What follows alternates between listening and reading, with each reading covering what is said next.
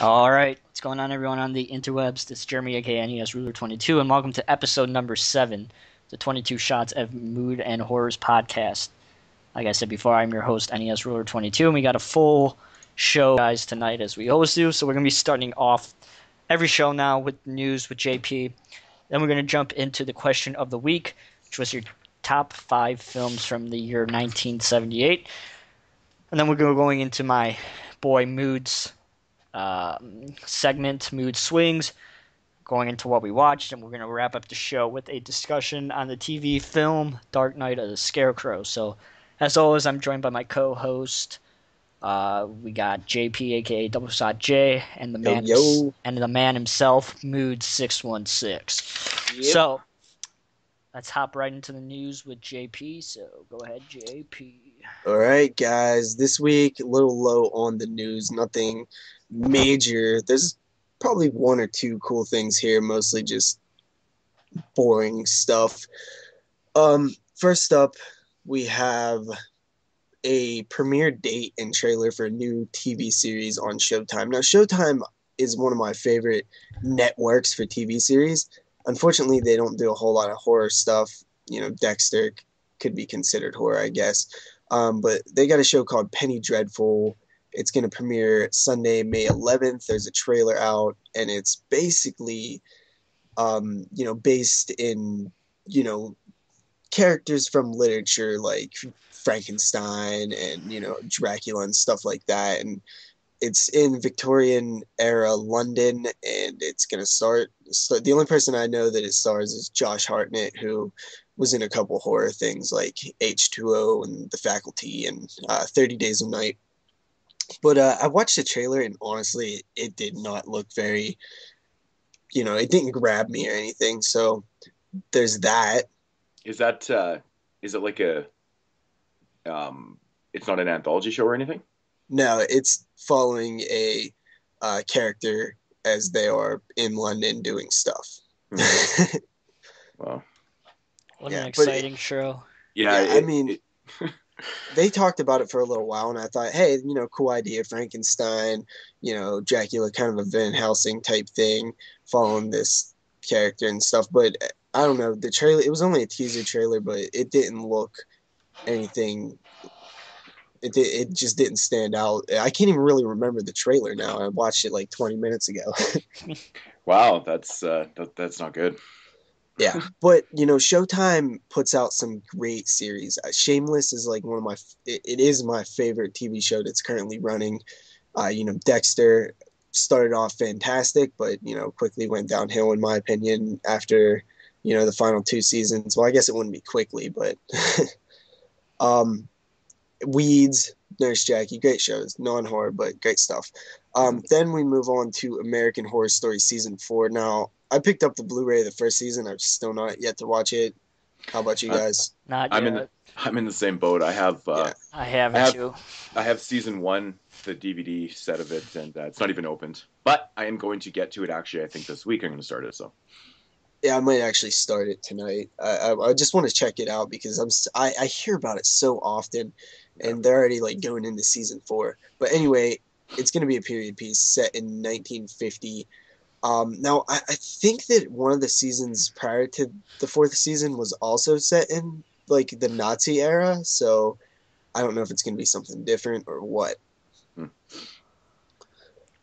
They did say that they're trying to do the opposite of what they've done before, so there's a little hint if you want to try to figure out where this one's going to take place. But I love period piece stuff. I think it's awesome because everything is so much fresher in the past, I guess. Mm-hmm. Then I guess this piece of news I found pretty interesting. It's called The Boy, and this is going to be an Elijah Wood project. And honestly, dude, I heard about that too. One of my buddies messaged me on Facebook, and he's like, "Have you heard about this new Elijah Wood thing?" I was like, "Oh, I have not." So I'm curious about that. Yeah, he's also doing another film called like Cooties or something. I think it's like a zombie film, but that was news months ago. Yeah. But yeah, Elijah Wood, he was in The Faculty, and then of course Maniac, and that's ever since Maniac, I'm just kind of interested in this guy now.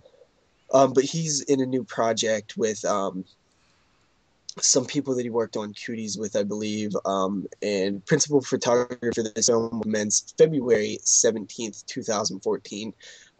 It's a Spectre Vision production, and it's basically a film about it's a planned trilogy, and it's a film about a serial killer. They're going to track him through childhood and eventually into being, a future serial killer, with installments depicting the character at age 9, 14, and 18. So I guess each film in the trilogy is going to follow this kid as he goes from, 9, age 14, and age 18. That really sounds interesting to me. That does actually sound really cool. Yeah, that sounds interesting. Super cool. Yeah. Super cool. Now, the only thing, it also says that Spectre Vision is partnering with Chiller Films on this production. Is that Chiller TV, or like what is that? Unless they have like a sub label or something like that, and they're actually doing films. I don't know, but I would assume it would be Chiller. Okay. So I guess we'll be seeing a Scream Factory releasing those. Yeah, that's what I was thinking. Yeah, but that's pretty awesome. I kind of wanted to bring this up because unless you're talking about something big like a remake of The Girl with the Dragon Tattoo or something like that, when is it? It's kind of ballsy to say you're planning a trilogy. Like you kind of must have faith in your work to say like, yeah, we're gonna make 3 of these. You know what I'm saying? Like with today's time, it seems like the moment something doesn't make, huge bank, it's instantly forgot about and, dropped from any type of... I would imagine that these are probably all going to be filmed simultaneously. Yeah, like Back to the Future 2 and 3. Yeah, I bet you they film all 3 of these together and then just cut them up and release them at different times. So. I would say like, yeah, that sounds plausible if it was like a major studio, but who the fuck is Spectre Vision? Yeah. You know what I mean? Are they going to put up, this, shit ton of money to make fucking 3 movies? Well, maybe Elijah Can't be Wood's too much funding money. the shit. He's got money, so I'm sure he could probably, maybe it's self-funded, who knows? Yeah, but I just fear that if this thing is like kind of cool, and then it doesn't do well, we're only going to see age 9, and then we never see it, and that would just be disappointing because you hear that a lot. Like, this is a planned trilogy. Like, I got an idea for this as a big story, and then it never had. Like, Scream 4 was supposed to be a trilogy. It was supposed to be the start of a new trilogy. They was quoted saying that, as it was being made, and we still are not, getting a Scream 5. Yeah, I don't know what the story is with that either. It's interesting.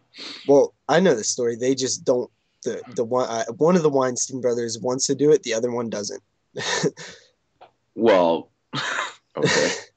Why does he want to do it? That's ridiculous. Because he said the one wants to just do one more and say like, this is it. Just let's end the series. And the other one's like, nah, it's not going to make any money or something like that. Interesting. Okay, then we have Constantine. This is that Keanu Reeves film. It's being turned into guess what it's being turned into, guys. Another fucking TV. No, there already is a video game. A TV show. Ring, ring, ring. I'm serious, man. There actually is a video game of Constantine. There is, yeah. It was on the Xbox, the first one. When it came Holy out. Shit, of course. But a TV show based on Constantine? What the fuck? Yeah, NBC adaptation of, I guess Constantine was a comic, so I didn't know that. Yes. It's moving forward, network handling the official pilot orders based on the Hellblazer graphic novels, the Constantine series. Wow. We're doomed. I really wasn't a huge fan of the film. I barely remember it. I mean, I can't remember if it was even good or bad or what. I've seen it when it came out and haven't seen it since. I actually completely did not like it. Really? I just remember it being like CGI-ish. Is that accurate? Yeah. It's been a while since I've seen it, but one of my film professors always made fun of this movie, how fucking horrible it is. So there's a lot of CGI in it, for sure. I had a friend who was in. This is just a quick little side thing. I had a friend who was in like some kind of middle school film class thing that he used to go to. You know, a bus used to come get him and take him to. It's some connection with Tom Savini's school in Pittsburgh, the makeup effects one. But anyway, long story short, there was this girl in there who was like really dumb, and she's like, my favorite movie is House of Wax, the remake and shit. In the film, the like professor guy or whatever the fuck he was, just like went into like 20-minute rant about why that's the stupidest thing he ever heard. The stupidest thing I heard is I was in one of my film classes last year, and this kid in front of me is like, "Yeah, my favorite film is Avatar," and I just wanted to fucking punch him in the face. Dude, House of Wax is worse. I guess so, but I mean, because that's just a like uninspired remake. I mean, at least Avatar had something, you know. House of Wax to didn't it. bother me that much. No, it was House- alright, but I'm House just of Wax saying. actually, it's more of a remake in name. I mean, the remake Yeah, is so true. different than the original one. Or, I kind of had fun with that movie. I didn't think it was that bad. I haven't watched it in a while, but I gotta say though, fucking Paris Hilton's death in that movie Yeah. kicks ass. Yeah, it was It's pretty funnier. fucking It was funnier than the death in fucking Jack the Reaper, man. they Oh, knew fuck. that people wanted to see Paris Hilton die. Yeah. Oh, they definitely created that kill just for her. Oh yeah. you know? Yeah. So yeah. The Conjuring spinoff. This is happening. Is this a New TV Line- show? No, Oh, wow. surprisingly not. That's a first. New Line is moving forward with a spinoff of The Conjuring as Annabella Wallace and Ward Horton are starring in it, and it's going to be called Annabelle. It's going to follow the story of the doll at the beginning Oh, that's of could be cool. The Conjuring. That could be alright. Yeah, So it could be cool. So it's like is it kind of like a prequel to The Conjuring in a way? I guess so, but I doubt it'll have the two investigators actually investigating. I think it'll just be like the story of what happened before they got, investigated or whatever. But Well, that's that kinda Annabelle cool, though. story exists, that is one of their stories. That's a story that's been around for, since it happened or whatever, quote unquote happened. Mhm. And it's going to be low budget and try to make some money off of it. I don't think it's a bad idea. I kind of like spin-offs. I think they're, if you have a cool idea that was in your movie that can, potentially turn into a movie itself, I say go for it. Mm-hmm. Yeah. Yeah, that And, doesn't sound too bad actually. It sounds pretty interesting. I mean, Yeah. anything to do with a doll is noteworthy for me. I'll Yeah, check I it mean, out. it's creepy. Like that gets to people. That's something that the killer doll, little puppet stuff like that creeps people out for some reason. It really does work. That's why Chucky's still around. Yeah, and I guess the guy who served as the cinematographer on The Conjuring is going to now direct. So that's cool that somebody is actually carrying over, and it's like a real spinoff. Yeah. Yeah, that's actually pretty cool. Yeah, that sounds interesting. At least this movie's probably going to be shot pretty well. So Yeah. so- After that, we have a release date for the Poltergeist remake, Oh God. February 13th, 2015. it's just so unnecessary to 1 year remake. too long. It really just is a complete unnecessary remake. But but then again, I said the exact same thing about Maniac, and then look what happened with that remake. I'm still sticking Why to can I- my guns and saying that the only film that actually probably needs a remake right now is Hellraiser. They announced who's playing Caroline yet? No, I don't even know. Is that the little girl? Yeah. I don't think they might have. They actually did announce a lot of the cast, and I just didn't care. Oh God. Yeah, I'm not really looking forward to that remake, man. I mean, I don't know. It just comes at a time when they've been doing, like a lot of I just ghost don't know films what they can and a lot do. of films that are related to this. So why not remake Poltergeist? While they're putting out all these fucking movies, just mix it right in there, right? I think it Ugh. is a Sam Raimi production, though. I don't give a shit who's producing it. It's gonna fucking.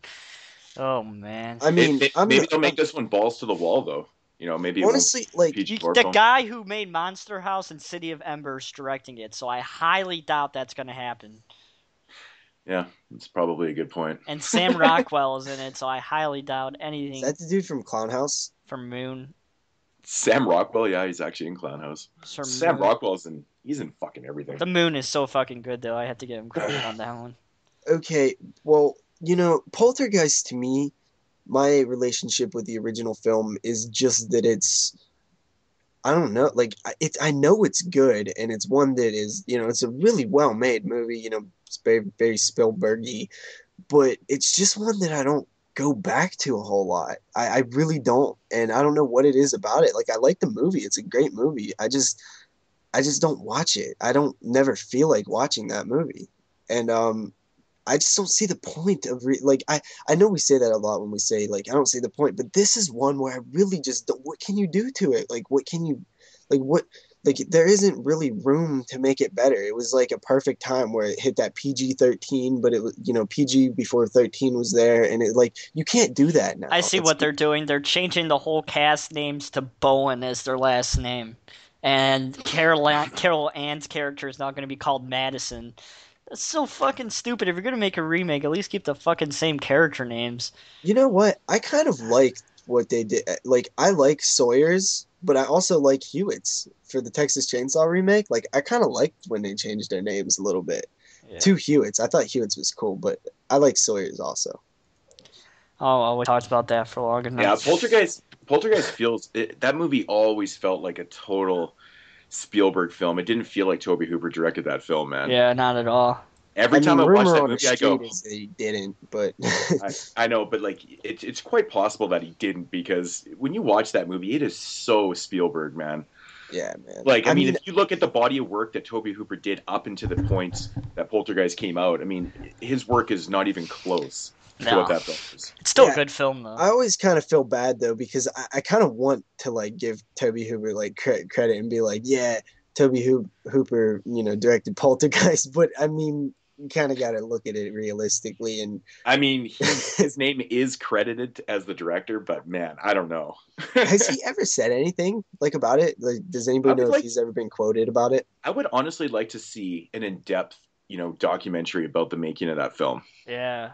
Because it would be pretty interesting, because, I mean, everyone says the same thing. Tobe Hooper, I don't know if he had a lot to do with that film. Or Spielberg just I actually am just curious to what extent like, I'm pretty sure everybody kind of agrees that he did, like, it was mainly Spielberg, but now I'm just curious, like, how much did he do? Did he do anything? What if he was just there? I don't know. But I would really like to know. I heard that whole production was pretty fucked from start to finish, with crazy shit happening on set and stuff like that. Yeah, I've heard some pretty interesting things about that one too. It's kind of like the stories with The Exorcist too, though, right? Yeah. Watch Poltergeist be like the best remake ever. We're sitting here talking shit on it. I highly doubt that's going to happen, but I don't think it's going to be the best remake, but it could be. It has potential to be okay, I guess. But I don't think it does. I disagree. I think Poltergeist has the least potential out of any remake I've heard in a while, because I just don't know what you can do with it. Like, are you going to remake scenes? Like, the clown scene and the face tearing scene, and like, or are you gonna God, that face do tearing a completely different story? That face tearing scene with CGI is gonna be oh, Jesus. I can imagine. It's real scary, huh? It's gonna be bad. Maybe they'll make it their own film. It'll be another one of these remakes in name only. But even if you're not dealing with something you really have, like, you're dealing with ghosts, like. Yeah. How original can you be with ghosts nowadays? Well, that was the point I was making before about all these, demon possession, devil films and ghosts and stuff. It's so played out. So who knows? For one, I'm just not. It's like one of my least favorite genres anyway. So like, I don't really like ghost stories unless I do. But I like good ghost stories. But mediocre ghost stories are just completely boring to me. There's a lot of really good ghost stories that were made like in the older 70s and 80s and stuff. But as for newer ghost films, not so great. 81 had Ghost Story. That was a great movie. I just don't think that the ghost. In today's techniques in filmmaking, ghost stories just don't work anymore because they don't take the time to build the tension and shit. They stuff like Insidious or The Conjuring in hands of a good director can make it work because they kind of get that. idea, but for the most part, I just think that the way that we create movies has changed to it really doesn't lend itself very well to the slow burn ghost story. Mm-hmm. Unless you're talking more indie stuff, but this is obviously going to be like a mainstream feature. Yeah. All right, so unless you guys have anything else to say about Poltergeist, there's one more piece of news. Okay. Go for it. All right. So, actually, I forgot about this. The new Call of Duty DLC has Michael Myers in it. It looks pretty nifty, so if you like Call of Duty, check it out. Cock of Duty. And then, Scream Factory has announced a new title, Ravenous, which is a film that I've actually never seen. So fucking good. Cannibal film starring Guy Pearce and David Arquette. Thank you, Scream Factory. Thank you. Yeah. You're putting out something awesome. Do you like that movie, Jeremy? Oh, I fucking love it. I saw it 2 semesters ago in one of my film classes. My professor showed it, and I fucking fell in love with the movie. Really? That gets me excited, man. Yeah, I fucking loved it. Yeah, Ravenous is an awesome film, man. Yeah. It's a really fucking underrated movie, actually. Yeah. I think it's kind of overlooked. Like when it came out, and no one really ever talks about that. Probably it's well acted. There's some fucking amazing scenes in it. It's awesome. He's like, we're gonna watch Psycho. I go, are you really gonna fucking show Psycho again? He's like, okay, fine. And he showed Ravenous. I was like, hell, that movie is fucking awesome. Dude, you're right. It has to be overlooked, considering I don't think I've ever heard of it. It's fucking good, man. It's crazy. Well, it comes out in June for the first time ever on Blu-ray with all new extras planned. So get you some Ravenous. Yeah, Scream Factory's, they definitely slowed down on their announcements, but man, every time they announce one, it seems to be something really fucking amazing, though. Yep. So it's gonna be a good year. And I've noticed that they started with retro purely, then they went to some modern, but now they're going this mid 99 early 2000s era, which I find interesting. Well, maybe they should, I guess, the later 90s, which is we always talk about how odd that time period was for horror, but they should just go ahead and release Clown House. They should just do it. Yep. It is it MGM? Yep. It is. Dude. They actually got a video planned, my 10 films that I wish Scream Factory could pick up. Mm-hmm. And I already got them listed down. I just got to shoot it. So check out that when it happens. That's it for the news. All right. So, could be going into the top 5 films from 1978, like our question that we asked you guys last week. Do you have a question for this week, guys, or no? Yeah, I got a question. I'll ask the question after we're done. All right. So I just wanted to just quickly get into a couple people that actually responded to the question and actually wrote their answers in the comment section in YouTube. Zach, also known as Movie Collector 666, he submitted his top 5 list, which I will get into right now. At number 5, he had The Toolbox Murders. I actually really enjoy that movie too.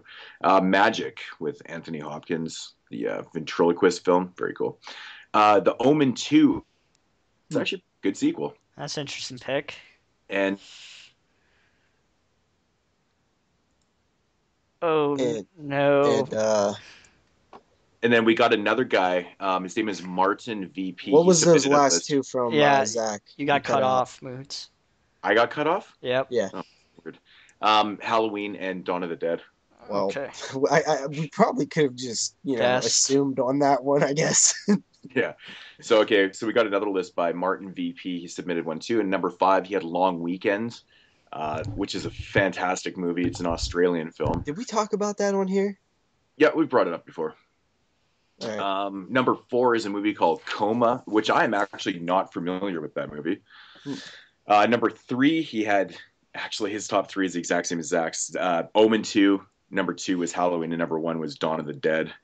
So, what would you guys say if I said I'd never seen a single Omen film? Wow, that's interesting. Yep. That is interesting. Maybe we should do an Omen show sometime down the road. We could possibly do that. Sure.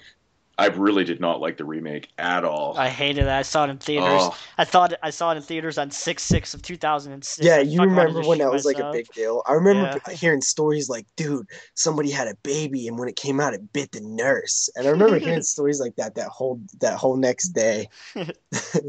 that's brutal. I remember sitting in the theater on No, that day. did you know like women were like actually like trying to not have their baby on that day? They were like like trying to have it early, like induced labor and stuff. Of course. That's That's funny. funny. So do you guys want to Sure, I'll give shoot mine off your list? first. Oh, I'm sorry, JP. Go ahead. That was the two guys, right? Yep. Yeah. All right. All right. My top 5 films from 1978. Number 5 is Jeff Lieberman's Blue Sunshine. Number 4, I Spit on Your Grave. Number 3, Magic. 2, Halloween, and 1, Dawn of the Dead. Yeah, I actually had Blue Sunshine in mind, and I got dropped out though. Yeah, That's such a cool movie. I love it. He's a cool guy. I've met him before. He's nice. I guess you want me to go next? Yeah. All right. So when I was doing this, like a half hour ago, I realized that I haven't seen like anything from 1978, and then I started looking around. I'm like, I'm kind of like lacking in the whole 70s era kind of. I've seen like the big titles, but there's a lot of stuff that I am familiar with but never seen. Like I know about it, and just made me realize like I need to brush up on some of my earlier stuff. Anyway, number 5 is Piranha.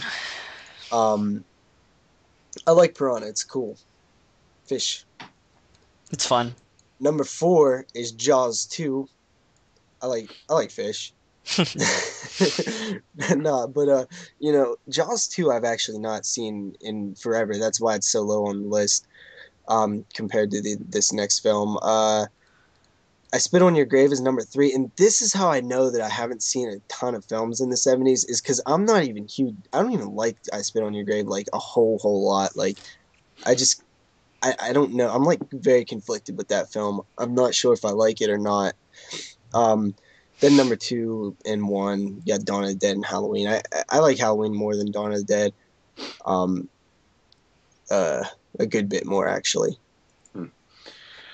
All right, my top 5 films from 1978. I actually struggled with this. I ended up taking out Blue Sunshine and putting in something else, and it's just there's a lot of good movies that year. But in at number 5 is the remake of Invasion of the Body Snatchers. I absolutely fucking love this movie. It's one of my favorite remakes of all time. I need to see all of those. I've not seen them. Oh man, Invasion is such a great remake. Yeah, it is a great remake. And at number 4 is the Piranha, the Roger Corman cult classic. Do you like fish too? Yeah.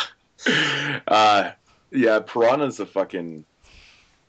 It's just a ball of fun, man. I remember watching that movie way back in the day, and, it makes you paranoid, though. I watched it when I was a kid, and, all I could think about, going into water was these little fuckers that were going to eat my legs off and shit. I don't know, man. I just find piranhas to be a little more frightening than sharks for some reason. I don't know. I guess it's because you can probably see a shark coming.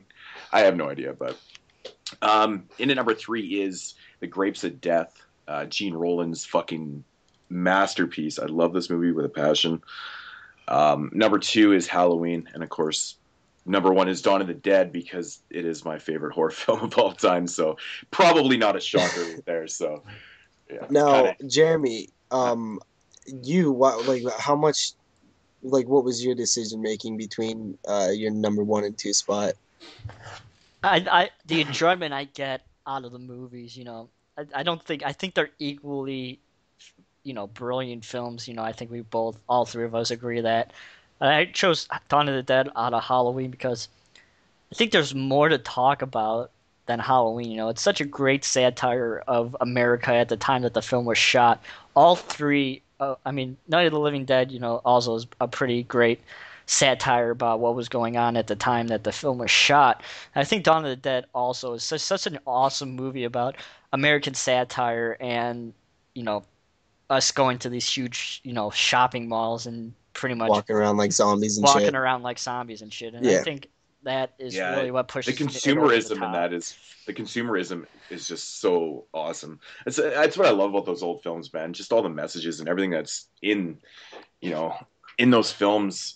Romero's a fucking genius, That's man. what I And really liked about Spring Breakers, because I had that same kind of message about, society that not many movies have the balls to do anymore today. So, Yeah. the thing with Dawn of the Dead with me, I don't know. It seems like I should be more, personal and connected to this film, considering, the mall is, super close to where I live.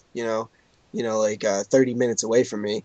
Um, and it's such a big thing here. Like everywhere, like people love Dawn of the Dead around here. Like people This that is aren't horror probably films this is probably fans. maybe this is maybe why you don't like it as much as you might think you It should. it could be like subconsciously, maybe that's what it is, because people Yeah. do like rock the Dawn of the Dead T-shirts and shit around here, and like you'll hear people going to the zombie walk in Pittsburgh and stuff, and it's kind of a big deal around here. But I've always liked Day of the Dead more, and maybe it's because I like subconsciously just want to be like like the other one more. But I don't know, like Dawn of the Dead's like dope as hell, but um to me, I like Halloween has really grown on me lately, and it spawned a good remake. yeah, and you said about George, well, they both spawned good remakes, right? Well, Dawn of the Dead is a pretty good remake, I think, from I think it's 2004. overrated. I've officially thought like recently that movie's like hella overrated. The Dawn of the remake. Dead I'm not remake. saying it's a masterpiece or anything. I'm just saying it's a solid remake. Yeah, I am too. But Honestly, man, the more I watch the Dawn of the Dead remake, the less I like it. Yeah. It's weird. that's the same thing that's been happening to me, dude. Yeah, I Because used to really enjoy it. I remember there's like watching it plot when it came holes. out. Yeah, when it first came out, I think in '04, I was like, "Wow, man!" Like that was Yeah. obviously another remake that I was very sketchy on because Dawn being my favorite film, and I was like, "God damn, here we go again." And I actually really liked it, but over the years, I remember I did a top 10 fucking remake video, I don't know, last summer or something like that. And that was in my video. And I remember watching it since, and I'm just like, I think this movie might even not even make my list anymore. It wouldn't make mine. No, I think it's It's totally something dropped out about now. like it. It just like you start like you said, the more you watch it, you start noticing things that are just like, well, that's dumb, or like, well, why they got to do it like that? Like, it would be so much better if they did it like this, or stuff like that. Yeah. I mean, honestly, when Dawn of the Dead first came out, and the very first thing you kind of see is like really fucking raging fast zombies. I was like, wow, that's actually Yeah, kind of it cool. startles you. But then over time, you're like, I really like the original zombies. The slow moving zombies are so much more enjoyable. I Hmm. find it just, I don't know. There's just something about it. Just over time, it just doesn't work for me anymore that Like the much. I mean, I characters are don't hate kind the of movie, really but dumb in that film. yeah. They're really dumb. Yeah, and then of course the fucking security guard in that movie is probably one of the most unlikable Yeah, fucking douchebag. assholes ever in a fucking movie. Such a fucking asshole. Oh man, Um, it's just yeah. So, I mean, but like really quickly, I kind of was wanting to touch on this, like you were saying about Remaro, how he was like so smart with that. mhm. I kind of have a theory about these directors. Do you think they just they're not hungry anymore? Is that what it is? Like they don't have anything to prove anymore, and they just kind of slack off, and they're not creative because they just kind of, from Carpenter to Craven to, Remaro, like these big horror directors who like had all kind of these meanings and ideas and new concepts for their films. Are they just not, once they got like Hollywoodized, are they just not hungry anymore? Is like that why they I don't declined? I don't I don't think it has anything to do with hunger. I think it's just a lack of better ideas. I think the ideas just aren't there anymore. Like, I mean, can you come up with a better idea? Like, say, if you're Wes Craven right now, could you think of a better idea than A Nightmare on Elm Street? And trying to talk. I think so. Some of the ideas just kind of they're there, but they're not as good. I think that's what the problem is. A lot of people make a lot of great films in their career, early in their career because they had these ideas, right? Dude, you know what? Wes Craven could definitely not think of a better idea than Nightmare on Elm Street, considering like four of his films afterwards had heavy influences of Nightmare on Elm Street in them. I was getting to that point, and that's exactly what I was going to say. I totally agree with that too. And I think that's just what it is. I think it's just not being able to come up with a better idea. You know, Yeah, But it's kind of sad though. as for the filmmaking itself, like, John Carpenter is a great example. Like, I mean, he's done some really, really brilliant films, and his last movie that he directed, The Ward, I think came out a couple years ago, 2010 or 11 or whatever.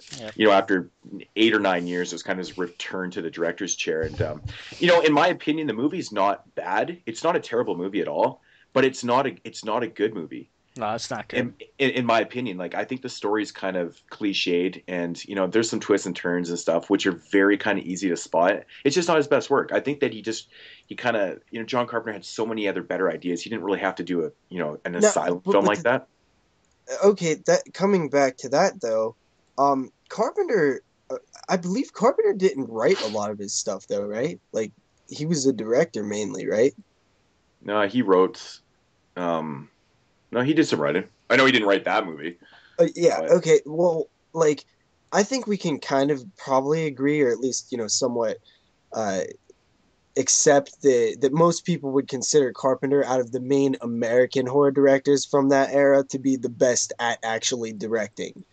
Yeah. And you look at stuff like Christine, which is, in my opinion, like, extremely well directed. Yeah. And you kind of wonder, like, if somebody gave Carpenter money and gave him another Stephen King story, like, could he still deliver, like, a good product today? I think so. Like I said, I mean, The Ward it's not directed badly. It's the story itself that is very kind of boring and stuff. But I don't know. I think he could totally come through, especially with the Stephen King story. I think, you give him the right piece of material, something 1944. Let's have Carpenter direct that shit. Yeah, like, I think he still could do something. Maybe he's just waiting for the right story to make into a film. I don't know. Who knows? But I would love to see Carpenter do another fucking Stephen King. I want to see them all do more stuff, man. I'm so fascinated by their work that I just want to see more. Mm-hmm. I actually watched Escape from New York the other night again, and that movie is awesome. Like, every time I watch it probably once a year, and I just got so much enjoyment out of it, man. I really want to watch Christine right now. Oh, yeah. Well, good thing I have the Blu-ray put out by... I don't even want to hear that. Don't fucking even give that company any acknowledgement at all. They don't Twilight exist. Time. Twilight Time's got said on our podcast. That's brutal. Oh, man. I want to, I wish I could meet the owner of that company. I'd be like, sir, you are a dick. Totally. All right, man. So, I guess that's... Yeah, I apologize for all my fucking questions and nonsense, but I'm kind of just want to talk about some of that stuff. That's totally cool. So, I guess we'll just go into my segment then. Wait. I think. Oh, we're gonna save the question to the end, or we're gonna do it now? The new question. Oh, you know what? I could probably do the new question. So for next week, episode 7, I believe. 8. No. The next week's episode 8. All right. So it'll be another top 5 because these are very, very simple. You don't have to think a lot for them. Your top 5 horror sequels of all time. That is so hard. No, and this is only part 2s. Only part 2s. It has to be a part 2. You can't pick Dream Warriors. You can't pick fucking Friday 6. It has to be sequel. A part 2. And I will note that movies in a trilogy do count, even though they're not noted as part 2. Say Dawn of the Dead could make your list because it's basically the second part of Night of the Living Dead. Kind of thing. And Devil's Rejects, I think I'll let in there too. That's definitely a part 2, man. So it's basically a sequel to, that's what it is. It's just not titled as a part 2, but that's the one stipulation. It has to be a part 2. So Freddy's Revenge, part 2. I think we can all agree that House of the Thousand Corpses part 2 wouldn't have been a good title. Probably not. No, there's too many numbers in that. Yeah. House of 10,000 Corpse. Yeah, another zero. No, they would do the classic House of 1,001 Corpses. Yeah. That's so bad. That's so bad. But okay, so I like that question. We've actually talked about doing like top 10s of that same topic before, so that's cool to throw that one in there. I like that one. It's fun. All right, so Moodz. Go into your Moodz. Swing away. Swingy swings. Okay, Moodz Swingz for this week. First thing I want to talk about is This is YouTube related, and I just want to get this out there. For everybody that has a lot of that if you're subscribed to a lot of people, it's hard to get their videos to stay in your in your sub box or whatever. Especially when YouTube keeps fucking everything different. Well, that's the thing, and like if you're subscribed to 1,000 people and they're all uploading videos a day, they're all going to get pushed out of your inbox or out of your sub box, right? So you miss videos this way already just due to that. But that's of course because you're subbed to a lot of people. But my problem is right now is people that are uploading upwards of 5, 6, 7, 8, 9, 10, 11 videos in one day. And I go into my video feed the other day to watch a video or to check out some videos. My whole video feed is from 2 different people. Yep. I'm not joking. I counted 19 videos. Unsubscribe. 19 videos in my feed, and it pushed all the thing out. And I was like, because Jeremy's like, or someone asked me, "Do you watch a video?" I'm like, "Where was it?" It got pushed out of my sub box, and I never seen it because people are uploading so many videos. I don't understand why you can't just, upload a video here and there. You don't have to upload 17 reviews in one day. I'm having a problem with this. It's driving me nuts. And the thing is, like, like if I'm subbed to these people, I do like them. They're fine, but you just got to tame it down with the fucking uploads, man. It's insane. I don't want to go into my sub box and see the same people with like 100 videos. Yeah. It's just pushing all the other videos out of my sub box and they're fucking gone. I got to go to their website or to their channels to find them and stuff, which just takes a lot more time, So that's just my little 2 cents. I'm just bitching because I just noticed that I missed a lot of videos this week due to that shit. So, okay. And someone else asked me the other day about your actual inbox on YouTube. So basically all you have to do, click on your video. Where's Waldo? Exactly. Yeah. This is fucking bullshit. If you need to find your inbox, because everyone's like, where the fuck is my inbox? Click on Video Manager and then click on the community button that's down on the left-hand side, and your inbox will come into there. That's all you got to do. I'm not sure why it's not bam right in your face. It's your fucking inbox. Like, seriously, what the hell is YouTube fucking doing, man? Seriously, it's so stupid that you got to click on 3 things to get into your inbox. Ugh. Well, the thing is, considering the inbox used to be there, that means they had to consciously say, let's move the inbox. You know what I'm saying? They had to say, let's remove the inbox. That's fucked up. I know. I don't see the need to do shit like that. Like, I don't know, man. It's just so pointless. YouTube is they're always ever, changing and updating, and I don't know. And then what was it last week? They all of a sudden your channel names weren't above your videos and stuff. But now it's back now. Fixed? I figured they would fix that. They fixed that, but I'm like, what was the point of even doing that though? I don't get it. Oh, okay. Anyways, that's just me bitching about a few things on YouTube. I did want to note I got this month's issue of Rue Morgue in the mail. Rue Morgue is a horror magazine out of Canada. And I did want to note that... Wait, nobody's going to say a foreign joke right now? A foreign land. The foreign land of Canada. Yes. But yeah, anyways, so I just wanted to note that they had their top movie of 2013 as John Dies at the End. Do you guys have any thoughts on that? I've still not seen John Dies at the End, but I know it originally was 2012, correct? Yeah, I think it's because I think they're based on the releases. It came out in January 2013. Okay. On Blu-ray and stuff, so it's considered. That is Don Coscarelli, correct? Correct. Yeah. You know what, man? Don Coscarelli, fucking make another Phantasm movie, dude, right now. John Coscarelli, he doesn't really do a lot of Don. Did I say John? Yeah, you did. And sometimes I'm just so Don Coscarelli. Yeah, he needs to make more movies in general, though. He doesn't direct a lot. I like him, man. And every time he does a film, I fucking enjoy it. Like, I really enjoy John Dies at the End. It's an original. I've heard good things. It's weird. It's a weird movie. And I just thought it was an interesting choice for top feature of the year for Rue Morgue. That's why I wanted to, mention that. But, they had some pretty cool, Where did Maniac place in there? I'm not even 100% sure. I'd have to actually go into it and find it. But or did it not make their list? We know. No, I think Maniac was... Were they like me? You know what? Maniac did win a couple awards in their award section. It was best remake, and it also won for best score. I agree, man. Yeah, We didn't talk about score, but like, man, that shit was dope. and actually, that I even thought about that too. Should have put in the score. I don't know how we missed that one. But yeah, so John dies at the end. Best feature. I thought that was actually kind of interesting. The top indie film of the year, Manborg. Are you serious? This shit's actually good. Manborg is fucking smoke. Awesome. It's so fucking no, good.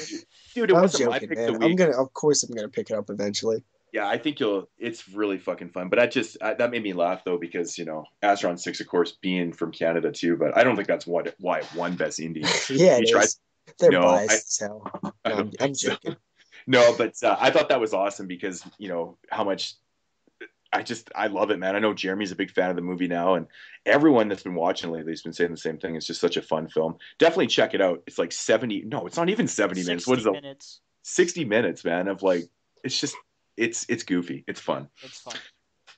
And then their best film that you didn't see. Now, I'm mentioning this because, of course, I didn't see this movie, and it was Your Next. Yep. Fucking love that film. That was their best movie you didn't see? Yeah, the best film you didn't see. Like, as in you as in their audience, not as in actually you, right? No, I think it's just basically a movie that was just missed by everybody. It's probably because it wasn't shown anywhere. Wasn't missed by me. There you go.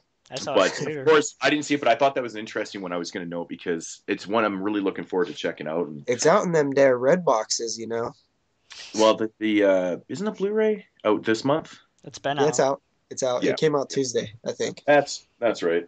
I was thinking, man, I was gonna, probably pick that up pretty quick because I've been hearing lots of mixed reviews on it. To be honest, really? But that doesn't matter to me. You'll pick up Bloody Homecoming, even though I've said it. Shit. Yeah, I can already tell that you'll like Your Next. You'll dig it. Yeah. If you want to say it's on the same level as shit, but that's for another story. All right. Yeah. So I don't really have a whole lot of things to, kind of bitch about in Moodz Swingz this week. So I'll just get right into a website that I actually discovered this week called Twisted Teas. Definitely check out twistedteas.com. I just recently ordered. Link? Yeah, I'll put the link in the description box for twistedteas.com. It's just it'll be next to the other 70 links. Yeah, exactly. But anyways, I found out about this t-shirt website through my man Horrormacbrecrazy, also known as Philip's. Filip, he's on Body Bags now. Shout out to Filip. Big shout out to Filip. Yeah, he threw me a link, man, and he's like, "Yo, check this out," because he knows I'm a big Video Dead fan, and they have like a limited running of the Video Dead hoodies that they just kind of pressed up. So I had to pick one up. They're fucking gorgeous, man.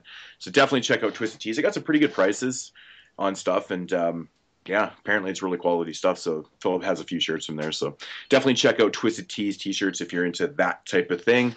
I want to give a shout out to David Koning, also known as David K, and more specifically about his YouTube video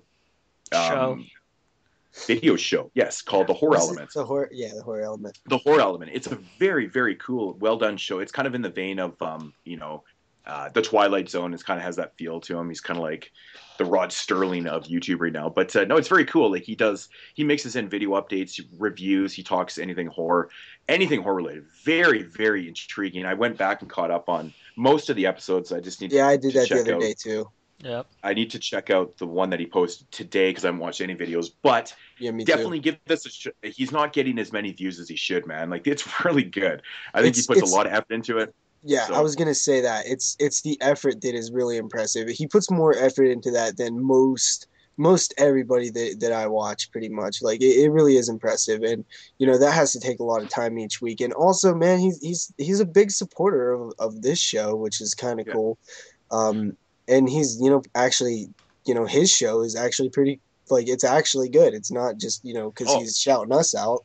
It's fantastic. I love the setup. I love how he dresses up nice. He's got the black backdrop. Yeah, I love it. Sound effects and everything, man. Yeah, it's all very, very well done. I think it's one of the best, well, basically kind of produced video shows on YouTube. To be honest, yeah, for sure. A lot of effort. I mean, if I knew how to do editing like that and shit, man, fuck, I'd have so much fun with that. But know what? It's so cool watching someone do that. I think it's very unique. What's funny is I actually had the same sort of idea when I started YouTube, and I was throw like a DVD update in one video, 2 reviews, a Netflix recommendation, and kind of the same setup. And I'm like, God damn, am I glad I didn't actually go through with it. Mine would look like shit compared to his. All right, yeah. So big shout out to David K. Of course, the link will be down in the description box, along with the other 400 that are going to be down there at the end of the show. And the last shout out I want to give to is a website called thedevilseyes.com. They have been posting all of our podcasts on their website, so that is super fucking cool. Yeah. It's kind of a big deal to us because that's just awesome. You know? Like we didn't ask them to do this. They just did it. So very cool. They actually gave us a little tab too. 22 shots. You click on our little tab. We have our own little section. It's pretty dope. Yeah, that makes me feel all warm inside. It makes me smile. Yeah, actually, one of the guys who do another podcast on that show, Vince, I've actually been listening to him for years, since like 2010, and that's kind of how I know them over there. Okay. But yeah, really cool dudes and stuff. Big shout out to devilseyes.com. Cool. And that is going to do it for this week's segment, Moodz Swingz. So, yeah. All right, so very interesting Moodz Swingz. So all those assholes out there posting all those videos, please do us a favor and please stop, because you are fucking annoying. So next segment that we will be jumping into is the What We Watch segment, where we talk about all the films we watched Triple W in the same week that we are recording this, of course. And the first film I watch is a film that Moodz talked about last week, and that's Jack the Reaper. Not going to talk about it too much because Moodz pretty much covered all the bases that I was thinking when I was watching the film. And really confusing storyline with, if you see Jack the Reaper, you die, because the ending throws that away and it doesn't make any fucking sense.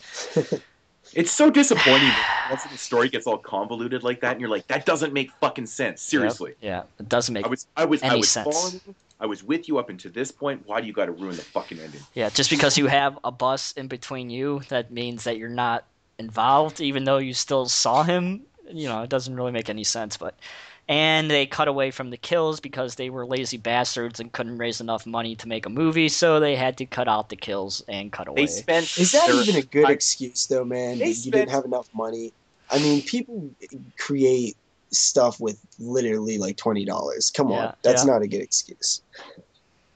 I don't know. I think you could at least show one good kill, right? Just one, like one at least. There was not one. There was not any. Well, there was practically no gore. There was a few scenes of gore, but there was no. They pussied out and cut away from the fucking kills. Best part is Tony Todd, like Moodz says.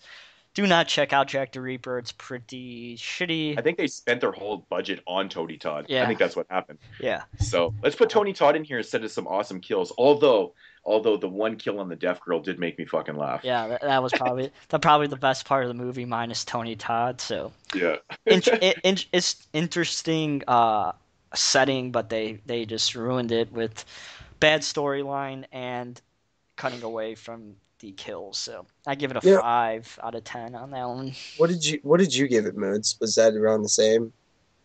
I think I gave it like 4.5 or something like that. Okay, so Jeremy might have liked it a little bit more, but I just want to mention Tony Todd real quick.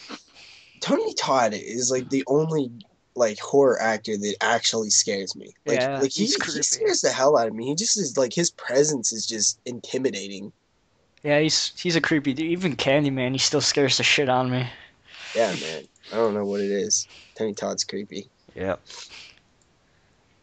But yep, Jack the Reaper. Shit. Am I going second or third today? You can go. All right. What did I watch? Let's see here. Okay, so I watched a film called Splice. This is from 2009. Mainstream. It is directed by it's directed by the guy who directed Cube, which is not mainstream. This is like an alien-y type, not really alien, but kind of gets that vibe a little bit, even though these people create a new organism in a lab, and they basically want to combine that with some human DNA and create another new organism type thing. They create a little fucking thing called, they name it Dren, which is nerd spelled backwards. Basically want to study it and stuff. They do it against the will and permission of the company they work for. So they're kind of hiding it. It grows rapidly, much like stuff like Species. It's very similar to stuff like Species, which I've been watching a lot of these lately. I don't know why. I actually kind of really like this one, though. I don't know what it was about it. I thought the relationship between the human characters and the half-human character alien thingy thing was actually pretty neat, and it was like it was like a sympathetic character. Did you just say thingy thing? Maybe. This thing, I was watching this thing, and then this thing happened. Yeah, this thing. Totally but it was kind of fucking cute, man. I'm serious. Like, it was a fucking little cute thing, and it was like, I don't know. Still have not seen this movie. Yeah, I haven't seen it. I kind of liked it, man. I have it in the collection. Yeah. I just have never watched it. And then there's some weird like thing sex, which was weird. There's a thing sex scene. Weird. The thing and the human have sex, and it's very weird. But I don't know, man. I really can't go into why I really like this one. I mean, obviously there's social commentary there, crowbarring it in about fucking, creating life and fucking controlling life and shit like that. But, that's, you expect that in this type of film. But, there was some like plot issues too. Like, okay, they're creating something that's obviously going to be worth like billions of dollars because it's going to be able to like cure like cancer and shit. But they're just, that you're telling me there's not high security like checking to see if people are fucking creating shit. Yes, that they're not but will it cure the cancer of the thumbs? That is the question. Because we all know people have problems with their thumbs these days, so let's hope it cures cancer of the thumbs. So yeah, it was I can tell that most people are not going to like this one, and most people are probably going to think it's like typical crap CGI and stuff. But I don't know, man. It just kind of. I kind of had fun with it. I don't know if it was because I was expecting it to be so crappy, but I really liked it. I think it's a Canadian production too. I think it is also, actually. Maybe it's in foreign lands. So yeah, you're just getting down on all those foreign films, man. Just watching a lot of foreign films. I know, dude. I had to watch it with subtitles. That's good. Which I actually do watch this little. I watch all my films with subtitles, even if they're not foreign. Okay, so it really, really fucking bugs me when there's no subtitles. Motherfuckers put subtitles on your discs. Just saying. Yeah, I remember you mentioned this to me one time, and I was like, "Wow, that's really kind of." Sometimes you can't understand what. Sometimes they speak bad English, and you can't understand what the fuck they're saying, so you have to put it on subtitles anyway, just to understand what the hell they're saying. I will not lie. I've actually watched A Clockwork Orange before with the subtitles on. After I've seen the movie a bunch of times, because I was totally missing things. Yeah. I'm like, well, that's the main reason I do it.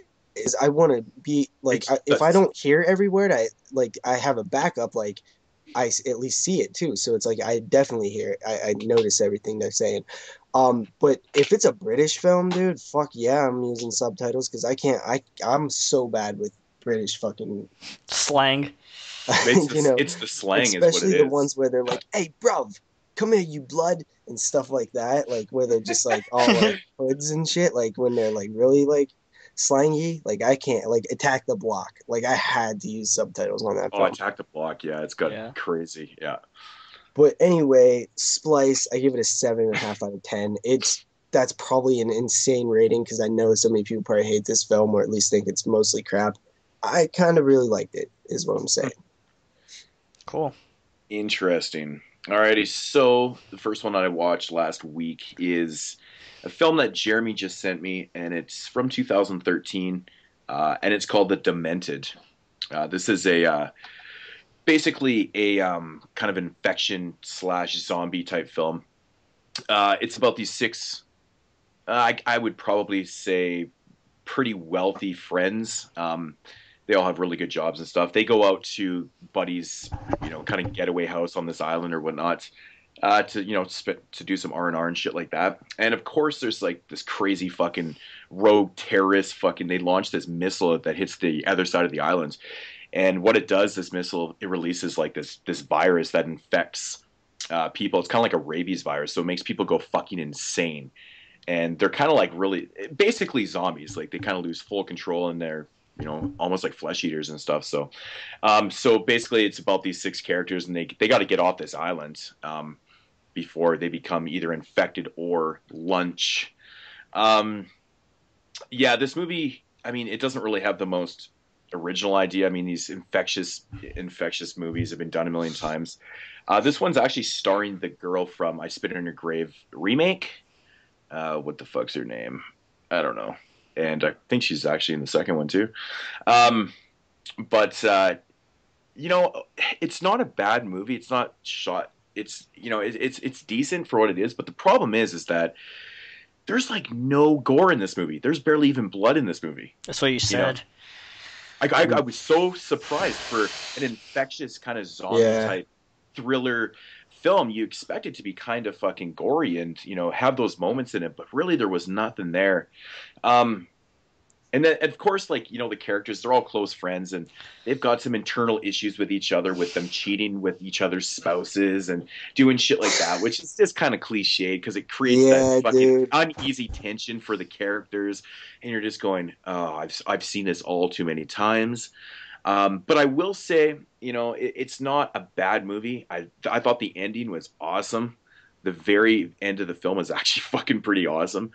But everything kind of leading up to it's okay. I just wish there was some fucking blood and gore, man.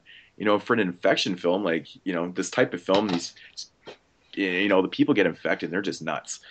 It's too bad though. But, if I had to rate it, I'd probably just give it maybe a 5.5. Like it wasn't bad. It wasn't bad. Some of the characters, above average. It is a little above average. The characters are mostly likable in the film. It's not so bad, but like I said, it has its down points, and it doesn't really have that much rewatchability to it. So, but for $1.50, you can't go wrong, right? So, or nothing for you. Exactly right. Yeah. All right. The second film I watch is a movie that Moodz sent me, put out by Scream Shout Factory. Cute. However, you reviewed one he sent you, and then you reviewed one he sent you. Oh man, bros, we're bros. Did you guys plan this? Did you just talk on the phone for 5 minutes before the show, saying about how we're gonna do this? And it's gonna be super cool. This is a Scream / Shout because they fucked up the spine, and that is The Incredible Melting Man from 1977, which is a very awesome effect movie, awesome practical effects. I told Moodz it really blew my mind with this melting suit that was created for this film, and the way they were able to create this melting sensation on this guy. It was just fucking fantastic. And the ending shot of the film is it's some of the coolest effects I've seen since I watched The Thing, to be honest. It just had some really awesome, well done effects for the time, especially in 1977. This had some pretty high tech stuff going on. So pretty much the film is about these 3 astronauts who get this assignment to go to Saturn, and when they get there, I guess they see some solar flares or something, and it kills them all, but somehow this guy makes it back to Earth. Moodz, did they ever explain how this guy got back to Earth from Saturn? I don't think they do, actually. That's the one problem I had with this film. It's like the other 2 guys died. How the fuck did this guy get back alive for some reason?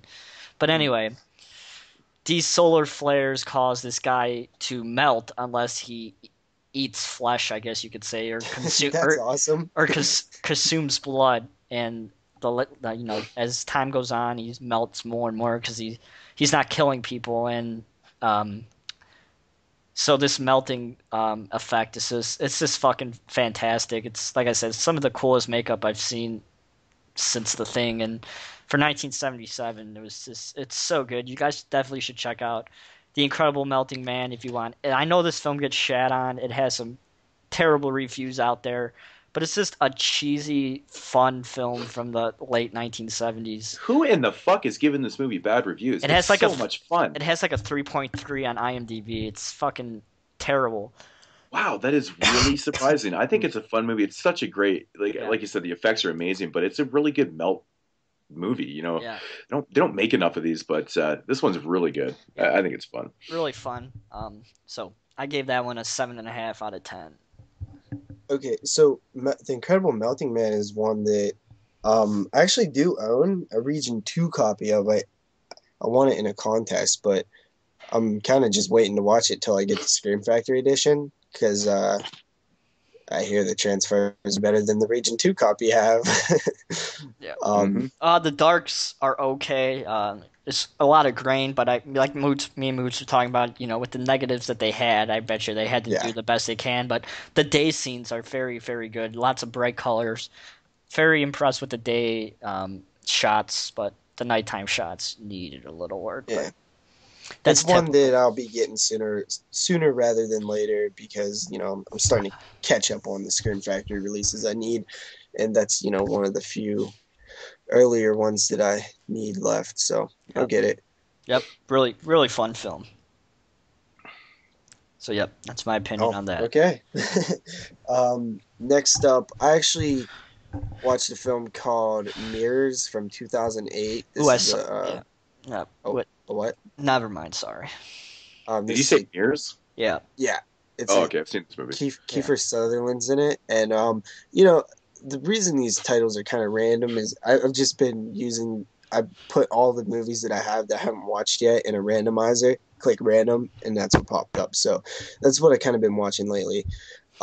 Mirrors, honestly, dude, this one this film could not engage me in it. I was watching it and I was looking at it and I was kind of semi-interested in the stuff that I was seeing, but I just couldn't get into it. I mean, I watched the whole movie and never really felt like involved or, anything like that in this entire movie. There were like a few cool scenes that I remember. One, there was some CGI and stuff, but there was also some practicals. There was a scene with the actress Amy Smart, who was in a few things that I've seen, and she gets her jaw ripped out, and it was cool. Oh, yeah. I like jaw ripped out scenes; those are awesome, and that one was pretty fun. A lot of blood, and she was in a bathtub while it happened, so that was even cooler. Blood everywhere in the water and stuff like that. It's kind of like one of those like just ghost things that just bore me, kind of like ghosts and mirrors and shit, and it's just like, this isn't my thing. I can't get into these things unless they're really well done, and in my opinion this one isn't.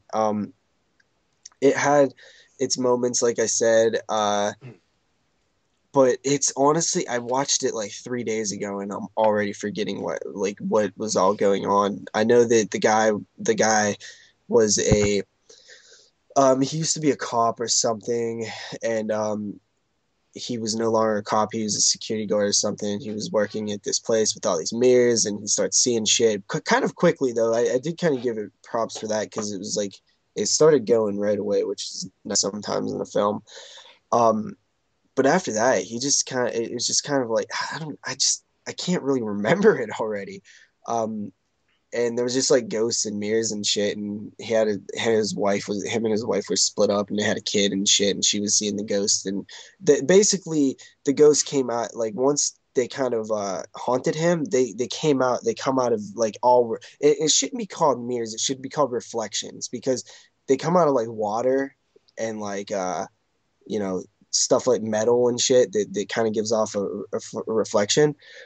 So yeah, I mean, I gave it a 6 out of 10. I remember it being kind of mediocre too. It's been years since I've seen it. I think I watched it when it came out. So yeah, I saw it in theaters. The reason I gave it a 6 out of 10 because it kind of was like kind of still shot kind of cool. There was some cool scenes and stuff, but it was just really forgettable. Mm-hmm. Coolio. Did you like that one, Jeremy? Oh, I just haven't seen it since it came out, so I really don't remember it. But Forgettable as hell then, probably. yeah, I saw it in theaters. I remember people I were think talking like never wanted to look in mirrors again. I was like, oh, fucking shoot me. I do remember the jaw part though. I think that's probably the standout scene in the film, though, isn't it? Yep, it definitely is because it's like the most thing I remember. Yeah. All right. Q. Alrighty, so the next film that I watched is actually another movie that Jeremy sent me, and it is one of two films with the exact same title from 2013, and this one is called Home Sweet Home. Yeah, very odd that two films in the same year came out with the exact same title. This is a kind of like a home invasion type deal. It's about this girl named Gwen. What was up with home invasion films this year? It seemed like there was a lot. Yeah, there was a lot, actually. I think the other Home Sweet Home one's a fucking home invasion film, too. Yep. So, and it's pretty shitty. So. But yeah, anyway, so this movie is about this girl named Gwen. Her parents are basically, she's kind of going through some real shit times in her life. She's like out of work and just having a rough time with financial issues and stuff. And yeah, her parents end up passing away, and they kind of leave her the house, I guess. Blood runs. This sounds like blood runs cold, just in a different way. Yeah, kind of. But yeah, like, I don't really think that the house is left to her. I think that she goes there to kind of clean up the place and just kind of get it. Or basically, she goes there to get away from her actual real life and stuff. Can I ask you something really quick? Yeah. I seen a film. I can't remember if this is it or not. At the beginning of the film, is there a guy in the house like nailing shit shut and like tampering with stuff, or is that a different film? No, it's a different film. Okay, carry on. So anyways, so she decides to go to this place because it's in like the remote area of like New Mexico. It's kind of like, of course it is, right? It's a house like in the middle of the desert. nowhere. Yeah, right. So anyways, she goes there to basically get away from her real life, deal with this house and stuff. She has a brother that's a sheriff of the small town that she's going to and stuff. And anyways, classic sheriff of a small town. of course, right? But anyways, so she gets to this house and actually she first has a fucking encounter with this girl she stopped at this local store or whatever. She has kind of like this run-in with this girl and stuff. And anyway, she gets back to the house and she's, doing whatever, having some drinks by herself. And of course this that same girl that she had this encounter with shows up with her boyfriend at this house. But what she didn't know is that they were actually squatting inside this house. They were living there. And so they basically show up at this house, just start fucking with her. And it basically kind of turns into like a home invasion kind of deal, but almost in reverse. Like they were living in this house, and they start fucking with her. And then some shit goes down. It's very much in the vein of very typical home invasion films. But yeah, my thoughts on this one, it's okay. Better than Cherry Tree Lane. It's a lot better than Cherry Tree Lane. This one does have a lot of the same kind of shit. I will say the girl and the guy, the squatters, the bad people in this film, they are fucking pretty nasty. Actually, the chick she's a total bitch, man. Like she plays the role real well. Just unrelentless, like just terrorizes this chick, man. Like she's pretty brutal, but there's not really a whole lot of point to the movie. It just seems like when things happen, you're just like, okay. And the very end of this movie is very fucking stupid. I literally stared at the screen and I went, you've got to be fucking kidding me. Like what happens in the very end of the movie? I was like, what? I'm like, what the fuck just happened? I'm like, no. This is no, it's not happening. So that was kind of a real downer. The movie itself was okay. Like, obviously the girl getting terrorized and stuff. She ends up phoning up her friend. Her friend comes and to help her out and shit like that. And what happens to her is kind of unsettling too, because it's just so, it's kind of brutal and uncalled for. It doesn't really need to happen. But I don't know, man. The main chick in this movie, played by Alexandra Bolin. Fuck, she's hot, man. That's what you said. It was worth it to watch. She was really hot. Any titty shots? No, but I think there might have been shot in the bathtub where they actually showed her muff. To be Wow. honest, that's weird. What? No boobs, no boobs, but muff. That's When does very that odd. happen? Yeah. I know that's what I was thinking too, but overall, it's okay. I was really really pissed off at the ending though. I was so mad about the ending, so it kind of ruined it for me a little bit. But no, it's a home invasion film. It's pretty much what you're gonna get with a home invasion film. So if I had to rate it, I will give it just a 5 out of 10. So Average. Very very average. I just the one good thing about this movie is that it wasn't very long. I think it only ran about 75 minutes or something. So, which is basically what a home invasion film should run at. Yeah. Like if you have a really really long home invasion type film, it's just I don't know. God I think awful. it just drags and drags and drags. So, but yeah, Home Sweet Home. Before we move on really quick, I forgot to mention actually the other reason why I was kind of surprised Mirrors was as bad as it was is because the same guy directed the Hills Have Eyes remake and he wrote the Maniac remake. Yep.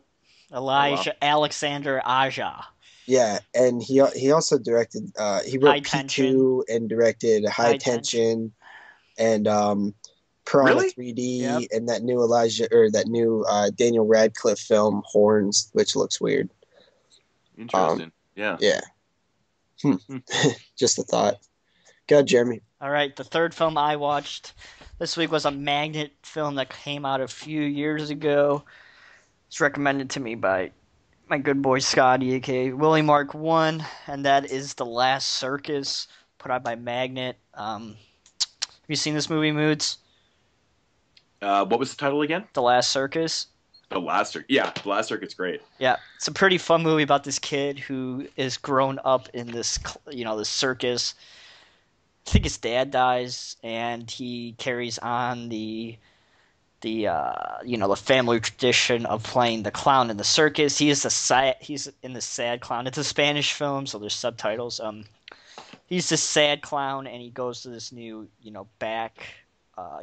carnival type circus, and there's this really hot girl there that he likes a lot, but she is taken by this, the happy clown who's a total fucking dick. He is such a dick, this guy, and he beats her and all this shit, but she keeps on staying with him, and this guy, like a lot of things in movies, actually, get a liking towards this girl, and he goes absolutely ape shit crazy at the end of the film and just fucking starts fucking shit up. Awesome. It lasts like half hours. There's a whole bunch of fun. Just these two guys just battling each other, going at it, fucking each other up and stuff like that. It's just a really fun, interesting Spanish film put out by Magnet, who usually doesn't disappoint with most movies. So it's an interesting film for sure. I liked it a lot, actually. You have anything else to say, Moodz, about it? No, it's definitely, it gets a really high recommendation. It's a good film. I know there was quite a bit of buzz about this film actually. I think when it came out, when did it come out again? 2010 or 11? I think one of the two. Or 11, something like that. I remember when it first came out. Like a lot of people were talking about it for kind of it's not a mainstream film, but yeah, it had a lot of buzz. It's good. It's definitely worth checking out. Yep. I gave it a 7.5 out of 10 again on that one. Really good. Check it out.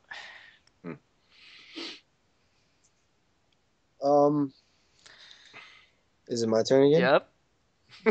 Okay. The next film I watched is actually, I'm not going to talk about it too much because come on, it's been talked about to death. It's Halloween from 1978. It popped up in the randomizer, decided to give it a watch because I grabbed that 35th anniversary edition and I wanted to check out the Blu-ray quality on it, and so that's why it was in the films that I haven't watched yet section of my collection. And I don't really want to talk about Halloween right now, but I will talk about the edition. Halloween is a 10 out of 10 for me.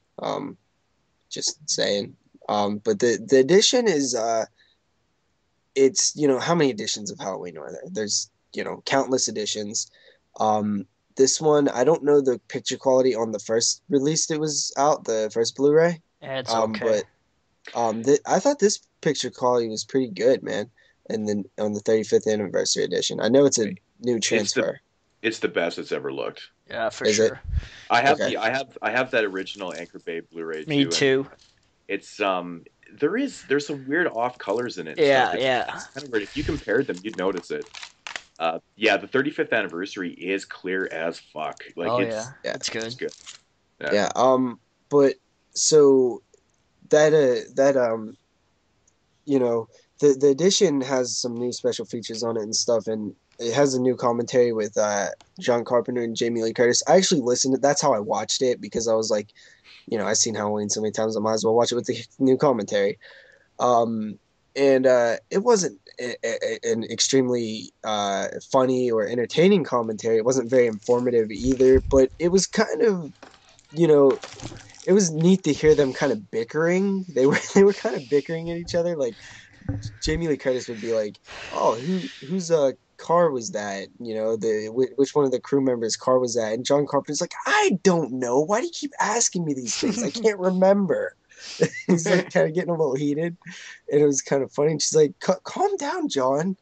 and I actually, like those were the highlights, but there wasn't like a whole lot of that. But you know, it was cool. She pointed out some like there's all these commentaries on these movies, and I've never listened to one ever. It's like you never listen to a commentary. I if you're gonna listen to a commentary, I either recommend the Friday the 13th Part 4 Deluxe Edition commentary with Adam Green and Joe Lynch. That one's really entertaining.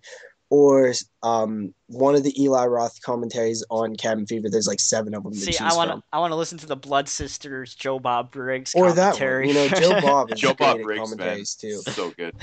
His I Spit on Your Grave one is good. He fucking tears Ebert and Siskel apart on that one. It's pretty cool.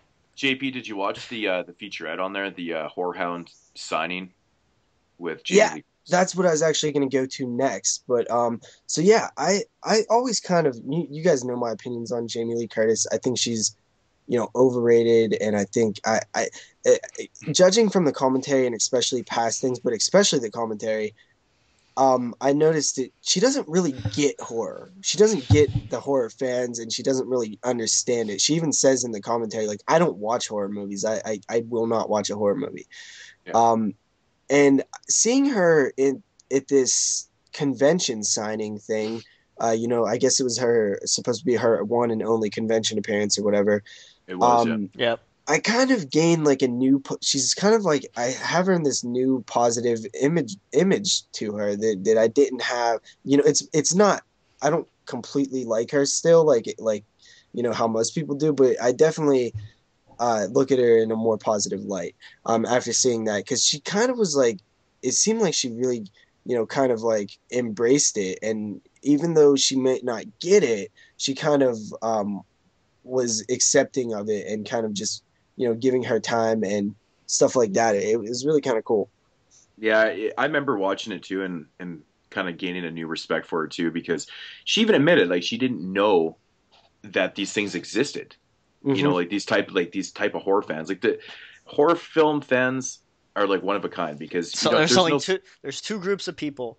There's sci-fi fans and there's horror fans. It's the only two groups of people that there's ever going to be a convention for. You're not going to have a comedy convention. You're not going to have a fucking drama convention. You're not going to have any other shit. There's going to be two type of fans.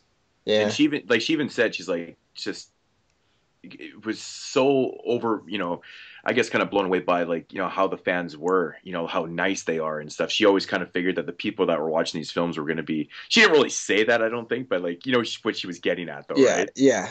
And but then she was surprised at like how the fans were, and they were so nice, and it just, and I think she kind of accepted it a little more, and she's like, wow, you know, everyone's and it was here all for charity too, which was very awesome. I loved when people do that. Linda Blair does that. I heard Linda Blair is the biggest fucking bitch ever. Do you want to talk about Linda Blair? All right, I'll give my minute spiel on Linda Blair, who I met 2 summers ago at Flashback Weekend. She would talk to everybody for about a half an hour apiece, so I was in line for like 2 hours, and I was only like the 25th person in line or so.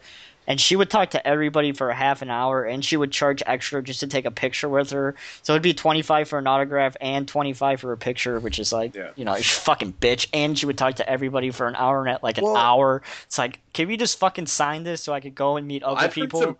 I've heard some pretty interesting stories about her because Jason from Beyond the Realms, they were at a convention. Yeah, that whole video was great. Shout out to that video. Oh, try to link it, dude. That's a great video. Yeah, and they were at this convention, and they knew how she was and stuff, but his wife wanted his fucking autograph, of course, right?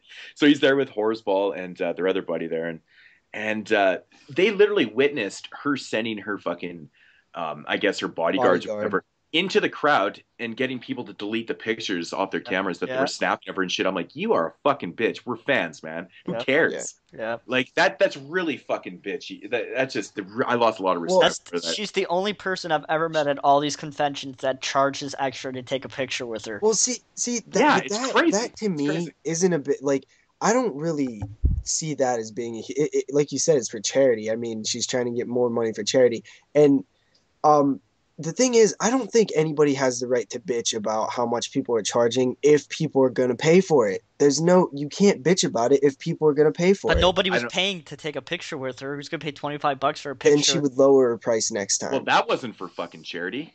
This was for her pockets. Was it?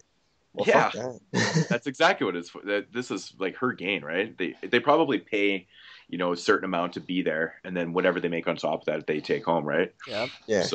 So yeah, so she's charging for pictures, and like it's like 50 bones to get, Linda Blair. So, I mean, really, like. Here's my $25. Sign my Laserdisc. Goodbye. I'm going to fucking make me stand in line for an hour, and I was only like the fucking 20th person. So you recommend probably not checking out Linda Blair then, huh? If you're the first in line, yes, go ahead. But yeah, just heard a lot of horror stories about how she was actually quite bitchy sometimes too. I'm not good with bitchy people in real life. Like, I'm just not. Like, I have too much of a pride and temper to deal with that shit, and I'll probably get fucking in trouble. But back to Jamie Lee Curtis, on a flip side, like, she was being very cool. Like, she was talking to people. She started conversations even with people that were nervous and just wanted to get their shit signed and leave. Like, she would, kind of talk to them. And I was like, this is kind of cool. And, as horror fans and as, fans of anything, when you see these people, you kind of envision them in a certain light. And if they're, not that person that you want them to be in your head when you meet them, it's probably pretty disappointing. And I think Jamie Lee Curtis kind of did her best job to be as comforting and nice as possible. And, that's really cool in my book. Yeah, I thought that she felt pretty genuine. Actually, I was very impressed. Yeah. When she's like in her fucking in her hotel room and stuff like that, and she's talking, and then she even came back the next day, because originally it was just supposed to be the one day, wasn't it? Well, she stayed, I think it was multiple days, but she stayed long, like she stayed extra hours and stuff that she was supposed to. Because she said every single person that showed up there is going to get their shit signed, so it just took longer than expected. Remember the last person, the last person that showed up there? It was kind of funny. They made a kind of thing about it. But also, speaking of like Horace Ball and stuff, did you see him? Yeah. Yeah, I mean, I seen Chris and Teresa. I was in Indianapolis. I was going to go to that, but I didn't want to take the drive. I like seeing. It was like I think Justin Ryan. I think he was actually in that too, briefly. I was going to go. I didn't see him. I seen Chris and Teresa. I seen Horace Ball, and I seen another two other people. Yeah, I recognize someone. Yeah, totally. That's pretty cool though. It's pretty cool. Yeah. So yeah, I mean, Halloween 10 out of 10. I would recommend grabbing that Blu-ray, but I wouldn't highly recommend it. If you already have 17 editions of Halloween, you probably don't need another one. But if you're gonna get an HD version, I recommend it. I like it. It's a cool edition. It's a little too thin. It has a few problems, but I like the cover art and shit. Yeah, I talked about that edition itself. I think that putting some art on the back would have been nice and housing the disc better, but otherwise I think it's worth it for the picture quality alone. So cardboard sleeves is a huge no in my book, man. I hate that shit. Yeah, me too. Yeah, that's just dumb. All right, so yeah, go ahead, Moodz. All right, so the third film I watched this week is one from 2007. And it goes by the title of House of Fears. The cover's kind of misleading on this film. It kind of shows like a clown kind of deal over this building. It's not really a killer clown film at all. Basically, what the fuck is that thing? Yeah, I don't know. What the fuck? But anyways, so the storyline in this film is it's basically about it's the night before Halloween, and all through the house, not a creature was stirring. No. Well, anyways, this guy that works at this, this place called House of Fears, he's got the keys to the place and stuff, and it's opening up the next night. So haunted house? It kind of, not really. It's not a haunted house. What the fuck is this movie? The House of Fears is basically it's like a carnival ride in a way. You basically go through this house and it has like these different scenarios in the house, and it's all based on your fears, right? It's like I don't know what you call those things. Sounds interesting. Go through a carnival. So, anyways, the backstory for this film is the owner of the place. Is it she? I can't even remember. But anyways, that person, they go around the world collecting like all these like kind of cool artifacts and stuff like that, and they use these artifacts inside this house. So everything that you see in there is like real. Like there's like genuine. Real mummies. Yeah, it's genuine. They have like these real African things and mummies, and everything in the house is very authentic. It's very cool. So anyways, what happens is they bring back like this African kind of it looks like almost like a wood carving, but it's not. It's like I think it's like cement. I don't know. It's some kind of like African kind of voodoo type shit. Anyways, one of the security guards that's looking after the place one night, he opens up this case, and kind of when he opens up this box with this African artifact in there, he kind of releases like this I guess it's like a spirit, and the spirit feeds off of people's fears. So in the beginning when this guy and his friends go into this house, they're all kind of joking around. I guess he is probably the the guy that gives the tours, right? Because he's kind of treating it as a tour, and he's like, "Oh, what's your fears?" And so everyone lists off their fears, and as they're going through the house, they end up getting killed off in their worst fears and stuff like that. From this, this spirit basically kind of invades certain things in the house. Like this sounds pretty cool. It takes over, like say if you were scared of scarecrows or something like that, it basically, the spirit goes into the scarecrow and then it takes you out and shit like that. And it's actually sounds cool. The idea is actually pretty cool. I did enjoy this film. I liked it more the first time I watched it. This is the second time I watched this movie. But it's got a very cool concept and idea, and the house looks very cool. Like it kind of has that funhouse kind of feel to it. It's kind of like that, But this one looked really neat inside. And the kills aren't bad. I do like the whole idea of people, say if you were, claustrophobic or something, now you're going to fucking get smothered or some shit like that. I think that was pretty cool. It's actually starring Corey English. She's the girl that's on Holliston. She's the girl that looks like Britney Spears, in my opinion. So that's kind of a plus because she's fucking hotter than shit. So, but yeah, overall, I think this is another really short film too. I think it runs, it's about 80 minutes long, 85 minutes. I thought it was pretty good. I think it's fun. There's not a whole lot of kills because there's not a lot of friends. I think there's only like 5 of them that go into the house. So the kill count, not overly huge, but sounds fun. I'm going to check that one out. Still very entertaining. If I had to rate it, I'd probably give it maybe like a 6.5 out of 10. Like I said, though, the cover's a little misleading. It does make it look like it's a killer clown film.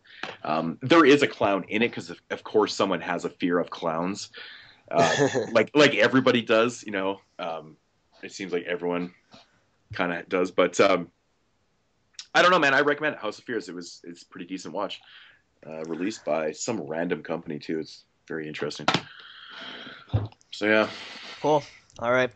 The next film I watched is a documentary that is, you can either get it in a separate release or you can get it in the UK Steelbook, and that is More Brains, which is the documentary on the Return of the Living Dead, which is a really awesome, in-depth documentary, very informative of the making of the original Return of the Living Dead, which is many of us' favorite zombie film, or has a very close place to our hearts for most of us. And not much to say about this. This is a very interesting, in-depth look at the film and the production and all that stuff.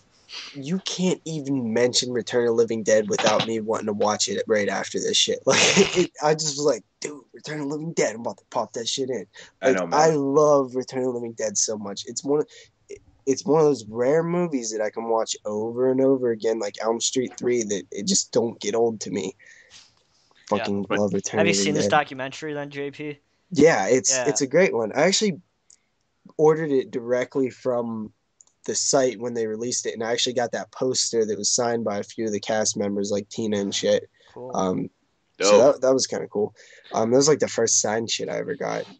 I love that documentary, man. It's really good. It's so fucking good. I think we've talked about this before, but the part when they're talking about the first props guy, and they're like showing his effects, dude. It's he's such an asshole. He's like, I think my effects were the best effects. But I just love how serious he was, and I'm like you actually thought that was gonna fly? Yeah. Like you thought that was good. You know what? Like it's one of those cases where this guy's like such a compulsive like liar type guy that he believes his own shit. Like you know that he was just he's trying to convince like you that like they were. I'll admit they weren't amazing, but they were still pretty goddamn motherfucking good. It's like no, they weren't. Shit. They looked like I dropped my pants and just shat out something. It's like, come on. That's my favorite part of the whole documentary. Yeah. And also, I really like when he was talking about Linnea Quigley's scene and stuff. That was cool. Yeah. I also really like that the one girl, not Tina, not Trash, the other girl. I really liked her talking about her stuff. She was kind of an interesting person. Same with the black guy, man. He was interesting too. Yeah, that's fucking Demon, yo. A fucking homeless guy just pulled off the street and look where he is now. Yeah, that was actually a pretty interesting story for him. Yeah. I love that dude in Friday 5, man. He's funny. Yeah, and I love But I was just thinking that when I think it was a few weeks ago we were talking about me meeting fucking Chris McGlover. And I was like, I'm not going to fucking bring my Back to the Future laserdisc. I'm going to bring my Friday the Part 4 laserdisc. It's like, fuck Back to the Future. Forgot that he was in fucking Part 4. Don't say fuck Back to the Future now, but... Now you know my opinion on Back to the Future. And movies and all those movies. But... Yeah, so More Brains, A Return to the Living Dead is pretty damn awesome. Yep. It's probably one of my favorite horror documentaries. I still say nothing has beat Elm Street Legacy yet, but if I was gonna say like I would say that it's better than like maybe like 25 Years of Terror and some of the other ones. Yeah, but it's still it's really good. It's really good. It's one of my favorites actually too. I've watched it a few times. Did you happen to watch the special features where they go into part 2 and 3? Yeah. Yeah, I thought that was really cool that they did that because it kind of made it like the retrospective type thing. Yeah, like thank the God Elm they didn't Street go into the other shitty fucking movies. Yeah, because those really aren't part of the series. They were just... I remember hearing a story, because when this came out, I remember hearing an interview with the people that were making it, and, they said, like, the guy who made those 2 fucking Necrolopolis and shit... he said something like, you can't make this because I own the rights to like the name or something. Like, you can't make this documentary. Like he tried to tell them they couldn't make it or something. Jesus. Well, thank God they haven't made one of those again in 7 years. So fingers crossed those fucking garbage things. Return of the Living Dead is a trilogy that should just exist as that. Like, I don't see it's a film that doesn't need remade for sure because it's its own thing. It's a product of its environment and time. You can't really duplicate that, and it's a film series that just there's no need for a sequel because you really can't do anything with it. It'd just be another zombie film, right? Yeah. All right, JP, do you have a 4th pick? Yeah, this is my last one before my pick of the week. Yeah, same with me. It is The Woods from 2006. It is a Lucky McKee film, correct? Yeah. Okay, so this one I thought this one started off like super strong. And I was really into it. Like I really, really liked the main girl, the like redheaded chick. She's basic. It's set in this 1965, I believe. Right away, I like when they do that. And this girl goes to like a boarding type school. She has like mother issues a bit. Like you can tell her mom's like a bitch. And they pretty much pawn her off to this school because she set, the woods on fire by her house or something. She's kind of bad kid. And she goes to this, all girls boarding school, and basically it's a witch story. Like I said, I really liked the girl. Like, I thought she's like a really likable character, and I really liked the setup. I liked, the whole, girls' school, 1965, witches, all that stuff. But it just felt like this movie, this film never got off the ground. Like, it never took off, like it never picked up. It just, to me, it never felt like it really got going. And it kind of bummed me out a bit, but I still kind of liked it. I just think that it could have done so much more with the concept and the idea and stuff. I completely 100% agree with everything what you said about that. Really? That's exactly what I thought when I watched that movie. I was like, why didn't this could have been better? It could have been real good. Like, it had all the cool elements. The setting, one thing it does great is the setting and the atmosphere. Like, that's all there. But it just never gets up anywhere after that. Yeah, it kind of peaks itself early, and it just kind of steadily does it, at one plane, and it doesn't really, it doesn't have that great end. I don't know. I totally understand where you're coming from on that one. Yeah, Lucky McKee's done better work than the Woods. Yeah, I give it a 6.5 out of 10. Yeah, that's probably about right. Yeah. Have you seen that one, Jeremy? I am not. I still recommend checking it out. I mean, it's not a waste of time. It's just, you'll probably come out a little disappointed. Yeah. Seems to be happening a lot lately.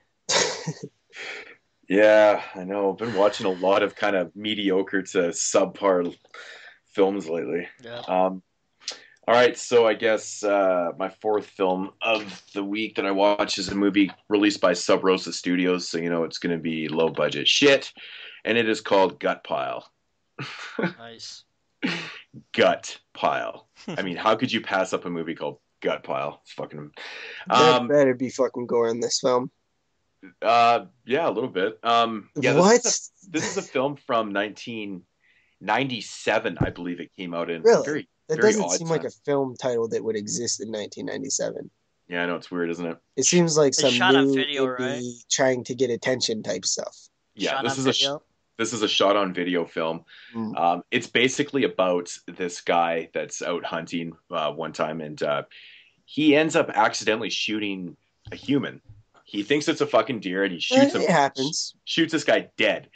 And then, of course, he doesn't report this shit. He basically just takes the situation into his own hands, and he just disposes of the body. He buries it out in this field, in this random field that has a scarecrow in it. So the next year, him and his buddies are out hunting again. You said Scarecrow, it instantly piqued my interest. I was like, what? Scarecrow? Yeah. So anyways, yeah, it's a year later, and they're back out at their cabin, and they're doing some more hunting and stuff. And of course, the spirit of the Scarecrow, or the Scarecrow, I guess you could just call it Scarecrow, comes back for some fucking revenge on these dudes. And yeah, that's basically the plot of the movie. So it is indeed a killer Scarecrow film, shot on video killer Scarecrow film. Yeah, it's very. This movie's short, man. I think it runs 70 minutes or whatever. It's definitely appropriate time for the type of movie. But man, the fucking dialogue in this movie is so funny.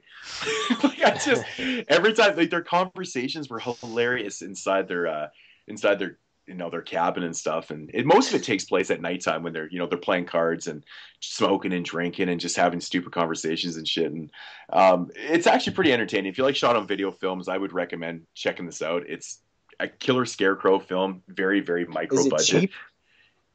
What do you mean? Like the film price. itself? It's 50 cents on Amazon. Oh yeah, you can get this for dirt cheap, man. Sweet. Yeah, it's also released by Sub Rosa, so you can usually get their films for a couple bucks brand new. Doug Bradley's gonna be in it. Sorry, I'm getting off topic. But yeah, Gut Pile, it is a shot on video killer Scarecrow film. That's what piqued my interest on it when I was reading about this. And there's a little bit of gore. There is definitely some gut piles in this one, but it is your very kind of typical shot on video, kills. They're not overly that great, but they're still entertaining. The one thing I did want to note about this film is that the editing actually was pretty well done for 1997. It's edited together pretty good, and it doesn't feel like a total amateur film. But it's, like I said, shot on video, low budget stuff, so you know what you're getting yourself into. But it is a killer Scarecrow film, which is very unique. I mean, how many shot on video Scarecrow films is there? Probably not. Probably not. I don't know. Probably not a whole lot. I know it was just such a rarity to come across, so I had to check it out. But if I had to rate it, it's not a great movie by any means, but it's definitely interesting. Probably like a 6.5 out of 10. What? I might have to check this one out. Maybe I could get it in time for Shot on Video Week. Yeah, totally. I recommend it. So yeah, gonna go into our pick of the weeks. Yeah, picks of the week. I always do that too. I'll be like pick of the weeks, but it's picks of the week. Picks of the week. Yeah, I do the same shit all day. You can pluralize that. There is 3 of us, so. Right. Jeremy. All right. The film I'm going to talk about is one of the funnest low-budget slasher films I've seen in a very, very, very, very long time. Like the start of this? This one blew my mind, guys, and that is President's Day, which finally got released on DVD last year, I think. And, this movie was sitting on the shelf for a few years, waiting for distribution. I was, following on Facebook a lot because I really wanted to see this movie for some reason. And finally grabbed the DVD and I watched it, and this movie really fucking blew my mind. It's just a really fun high school slasher film that Bloody Homecoming should have been, but it absolutely was not at all. But basically this... Holiday horror. Yes, this guy's dressed up as Abraham Lincoln, and he's going around and knocking off these kids at this local high school because there is an up and coming election for the student council, and these kids are getting knocked off one by one, and they're trying to figure out who's actually knocking these kids off. And the kills in this movie really just made me clap inside because they were so original, so fun, so good, awesome effects. I guess I'll give my favorite kill. Those paper cutters with the sharp razor blades. Somebody's head got put through one of those and just wait. The thing in the faculty where he like rips the fucking thing off and like turns it into a machete. Yeah. Dude, when I used to sit in school and like fucking fantasize about doing that, like just being a badass, rolling over to it and like ripping it off and shit. Yeah. So this chick's head gets in between those and just slashes it. It's really fun. Just a lot of really original kills and good acting for this low budget film. Everybody's good friend Sean C. Phillips, aka Cool Duder, is in this film. His kill is really fun. Who's that? He's a YouTube reality star, don't you know? Jesus. How do you not know who he is? Carry on. Okay. He's fucking around. I know. But his kill is really funny. And, just a really fun new slasher film that's really low budget, but it has the effects, it has the kills, it has the awesome storyline. I really liked it. I gave it an 8.5 out of 10. Really? Wow. Yeah, I loved it a lot. It's what Bloody Homecoming should have been, like I said. Cool. You know what? As soon as you said it, I was like, I have this like imaginary list in my head where I crossed off President's Day, like another holiday down. Yeah. I think it's just a title. It's not like every holiday. It's not like based on President's Day. I know, but I'm just saying. Yeah. It's just that Abe Lincoln Killer is really amusing, So I definitely got to check that out. Yeah. Yeah, I will too. Is it my turn? Correct. Yeah. Done with President's Day. Can anybody guess my pick of the week this week? Yes, you can. No. I give up. It's one that I believe was your pick of the week, Moodz. One day. Really? Yeah. It's Alice Kills. Nice. Oh. From these are my recommendation.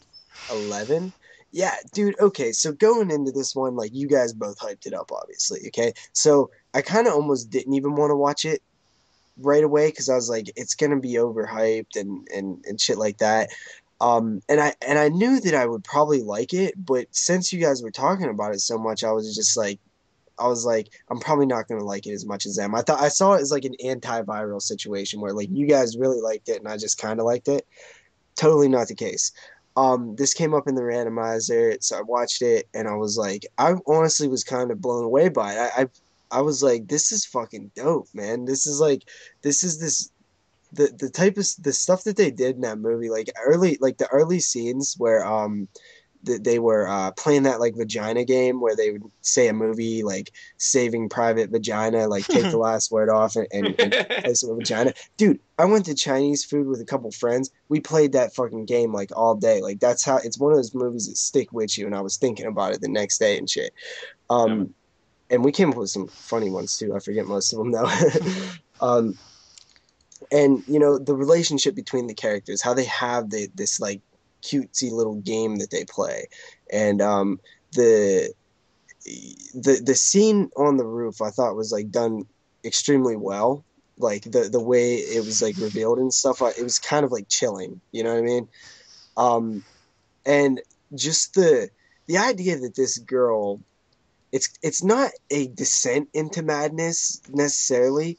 It's kind of like this girl who's already kind of fucked up, just kind of is like finally like it It's just finally like it's just like that event kind of triggers, the downward spiral like into yeah. fucking Mach But 1. it's not a case where like that event caused her to go that way.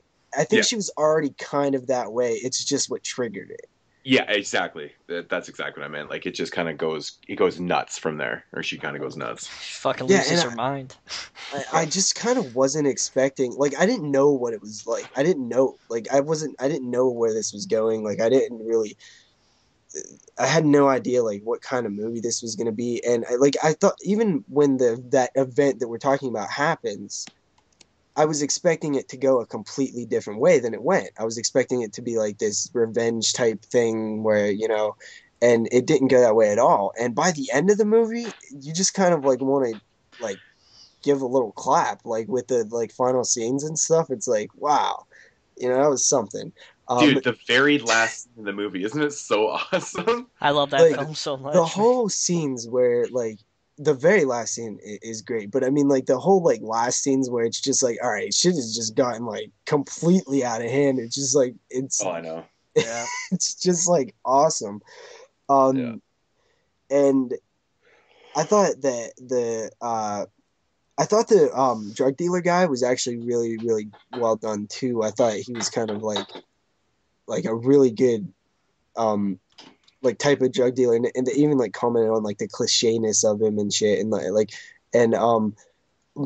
of my complaints though was kind of like at one point it seems like she's really kind of addicted to drugs, and then the next scene she's not. And I didn't really understand. Like I thought it wasn't a smooth transition. Yeah, I can see that. Jeremy, drugs. I thought you don't like movies with. That's why I haven't said drugs. anything about it. That's why I'm keeping my mouth shut, because I don't want to get in another spiel about drugs. Oh man, drugs and movies. Why do you have to be there? It doesn't like. I just think it's a part of like certain movies. I don't know. It doesn't bug me at all.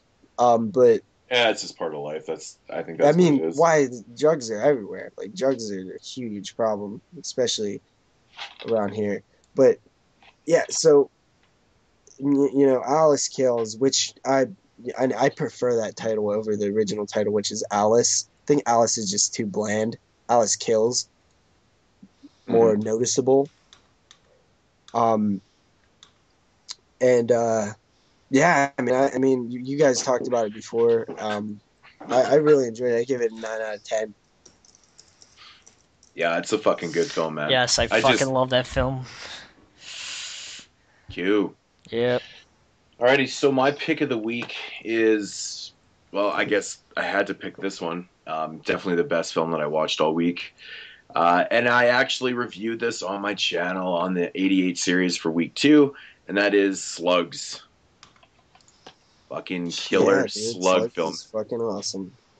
Man, every time I watch this movie, I just love it more. I swear, I don't know. It has such an amazing 80s feel to it, and I mean, and the slugs look so damn cool in this film, Yeah, man. They look really good, and like I love the part. I love the Dude, part. I know what you're gonna say because I wanted to bring it up too.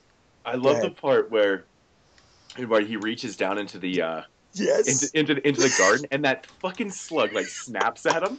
It's just so fucking funny, man. That's a perfect example of like a scene that you have like some friend who's like not a huge horror fan or something, and you're like, dude, you gotta check this out, and you like show it to them, and like they don't even think it's like that cool. Like that's the scene. That's the scene right there.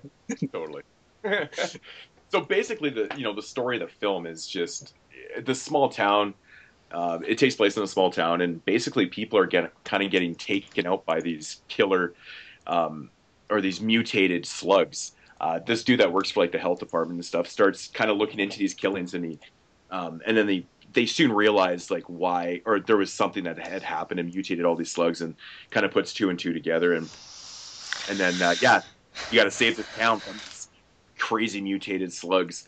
I fucking love the scene, dude, in the in the lab when Buddy's doing the testing on one of the slugs, and one of the other slugs actually escapes this jar that he has left open, and he's got a hamster beside him in a cage, and this slug totally attacks this hamster, and it's like the look on the hamster's face is just absolutely hilarious, man. I don't know if they did that purposely, but man, it is so funny to see a slug attack a hamster. I was dying watching it, man. It was so funny. But yeah, really cool effects in this one. Just a fun movie overall. I could not recommend this movie enough. So it really is just a fucking classic 80s fucking awesome. Yeah, it's just it really is the epitome of creature features from the 80s. It has all the elements, man. It just has funny ass kills like the old dude in the in his greenhouse. Like that whole scene is just ridiculous, man. And the sex scene. The sex scene is awesome. It's crazy. That's one of my favorite scenes in the movie. Yeah, so like there's just a lot of really good kills, and I don't know. It's just, what can I say? It's just a fun movie. I don't know how anybody could not like this movie, but you know, it is what it is, right? I'm not exactly 100% sure what I actually gave it in my video. I think I might have given it. What would you say even if you can't remember, like around? I think I gave it like an 8.5 out of 10 or something like that. I think I gave it way back on our old collaboration channel. I think I gave it a 7.5, but maybe even higher now. I actually need to pick this one up. It's just it's a perfect example of a movie that every time I watch, like I mentioned right at the beginning of talking about it, every time I watch it, I like it more. You know, it's just it does seem like one of those films that would have that quality. Yeah, I've only seen it once, but I loved it. Yeah, it's definitely something we should check out again. It's just so fucking, it's great. Cool. So yeah, Slugs from 1988. Check it out. Yeah. So yeah. Anything else anybody wants to add on this one? Nope. All right. So that is what we watched for this week. I hope everybody enjoyed that segment. Lots of good stuff here with a little bit of shit, but a little bit of good as well. So now we're going to move on to our movie of the week. That is the TV horror film Dark Night of the Scarecrow. 1981. 1981. Does anybody want to describe this one? Go ahead, JP. I've already done a full review on my channel of this movie. So okay, so Dark Night of the Scarecrow, like Jeremy said, it's a TV film. 1981. We open up with a character by the name of Bubba and a character by the name of Maryline, something like that. Mary Lee. We can tell right away that Bubba is a child in a grown man's body. He's playing with this little girl, and he's a kid. And right away, fantastic performance by the guy. It was never like exploitive or over the top or anything. It was just right. Yeah, highly agree, man. His performance is absolutely phenomenal. Yeah, and for a TV movie, dude. Yeah. And so they're playing, and there's the people. This is a small town, like farmer type town, and the people around the town don't like Bubba. He's a retarded fucking dude who's gonna like hurt this little girl. Like nobody likes him. The town. There's a group of characters who despise him. It's that very typical small town mentality that that small town hick mentality. Yeah, very much. And they basically, they mention, like we can't just go down there and keep rubbing his face in the dirt and telling him no because he's too stupid to learn. So basically, Mary, the fucking little girl, Mary Lee, and the fucking and Bubba go, and they're walking by a house. Mary Lee wants to go into this garden, really nice garden and stuff, sneak into this, gated fence and stuff. She does, and there's a dog in there that attacks her.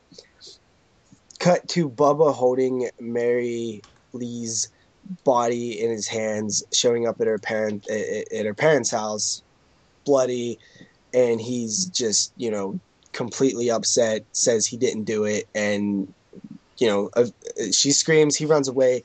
Long story short, the guys who don't like him, this is the last straw. He killed that little girl. We're going to teach him a lesson. Bubba runs back to his mom's house, hides in a Scarecrow, and they basically, shoot him. And that's your story. They go all vigilante on his ass. They go straight up vigilante on him. And in a scene that I thought was, oh man, dude, just tragic as hell. That whole scene with him running and shit, it was so sad to me, man. Because the thing is, right when they execute him, inside that Scarecrow outfit, not like the very second later, they hear on the radio that the little girl has lived, and Bubba actually saved her life. Yeah. Then they all go all guilty and feel bad. Like right after they shot him, and then I don't think they all felt guilty. Well, there's one person that doesn't give a shit, but yeah. But I thought the mother, man, the fucking mother, dude. Like I felt like the whole relationship with Bubba. That was another great performance, by the mother. Like took my son and stuff. To me, dude, just seeing him run and like all like just scared, like he looked scared. Like I was like, I seen this film back in the 90s. Okay, like it's been since like 1997 I seen this thing. So watching it now, like I was really kind of blown away by this. Like how what it's a fucking TV movie, dude. Like you know what I mean? Yeah. And this film doesn't rely on obviously gore. It's very suspenseful and relies on slow burn type of deaths and just kind of fear, like the silo thing. That's one scene that stuck in my head from when I was a kid. I was just going to talk about that. It's scary. Yeah. They just don't make them like this anymore. No, they just don't. And it kind of saddened me thinking about that. Like the TV movie is gone as we know it. Like this thing is so cool, man. You got to see the Scarecrow if you've never seen it. It's definitely picked up a lot of steam over the last few years, with this Blu-ray release, because all the fans of this film growing up and all that wanted this release, and nobody really knew anything about it. But now it has this huge, cult following, pretty much. Did you guys see this back when it was like a TV movie, like when you was a kid? Like I seen it a few times as a kid. Like I remember it like pretty well. I think the first time I watched this movie, I think it was 92, 93. I think I caught it on TV one time or something like that. But I didn't really get to see it until when VCI put out the DVD of it. It fucking looks awesome, by the way. A couple of years ago. I bought the DVD and I have the Blu-ray now. And the Blu-ray, wow, yeah, it looks phenomenal. Yeah, it's a really good transfer. Yeah, so I rewatched it and I've seen it a few times since, and it's just a great film. There's so many things about the movie that I really enjoy. I love the small town hick feel. It really captured that. Really does. It really captures it so well, and especially in the courthouse scene. You know, like all of a sudden it just like, you know, they executed Bubba, and then next thing you know, they're on trial already. Typical small town, you know, fascism. You know, it's just fucking insane. Like just the way it all goes down. You know, like everybody in the town knows these people. The judge knows these guys, and of course they get off on, you know, not even technicalities. There's just not enough evidence of what they did and stuff, and it's just they captured it so well. It was really well done because it really kind of, you know, it makes you feel like how backwards these towns really are. You know, if you're friends with a judge, you could probably execute someone and get away with it, and that's kind of the feeling I got from that.